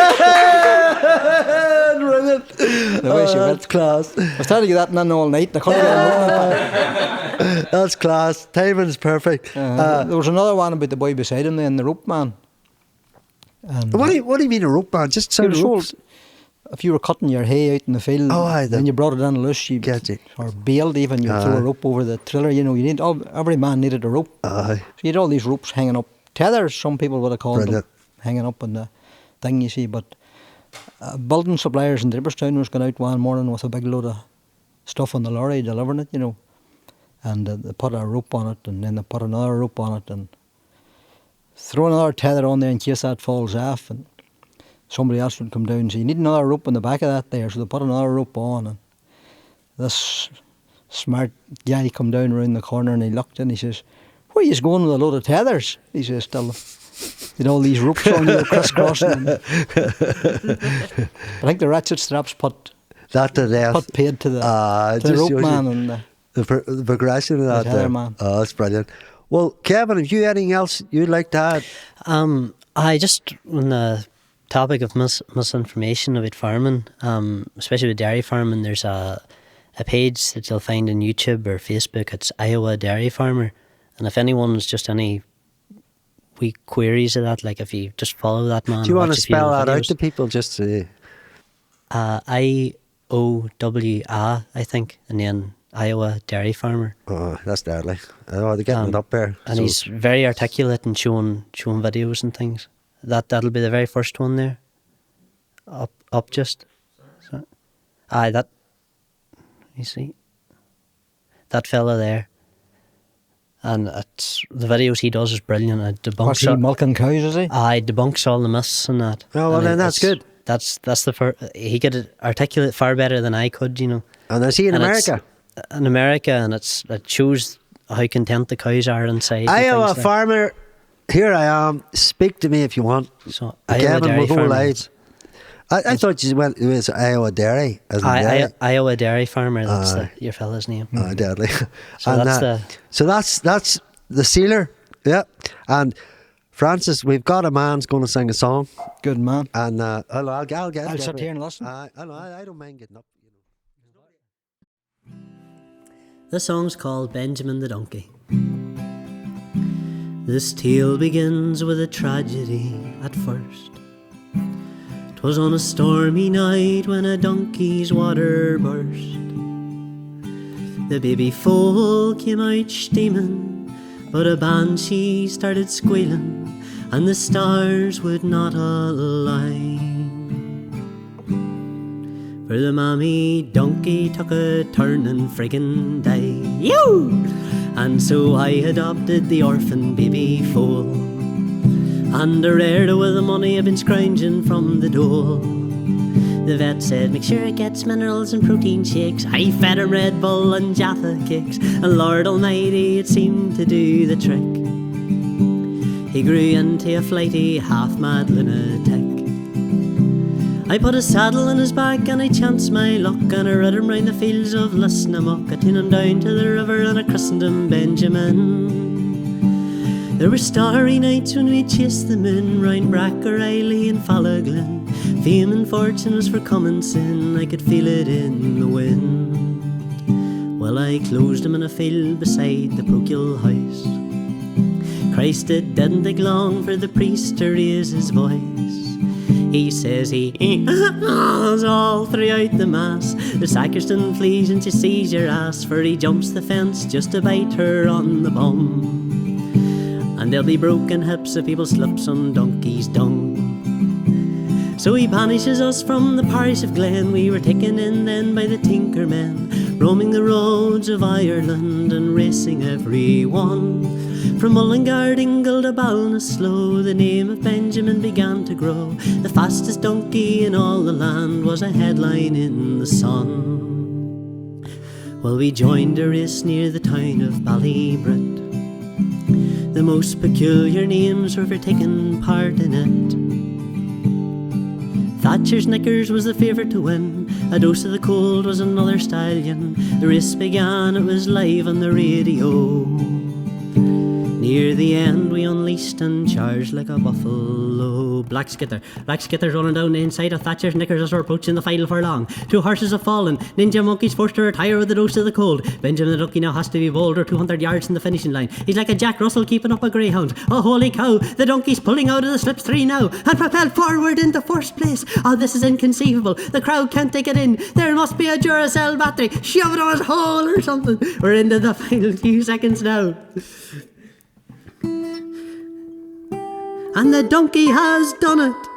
There's an ecstatic cheer from the crowd, emotional scenes of joy, along with the look of some disgruntled faces. For Benjamin the donkey, against all the odds, has won at the Galway races. Well, I greeted me fans when their hands were shook. We trotted back home to Lisnamuck. Neighbours lined the roads of my townland, every way gazed up in awe. And while the priest and me may never get along, sure at least he was seen to be in the wrong. So I put an end to this tribute song with a great big deep oh.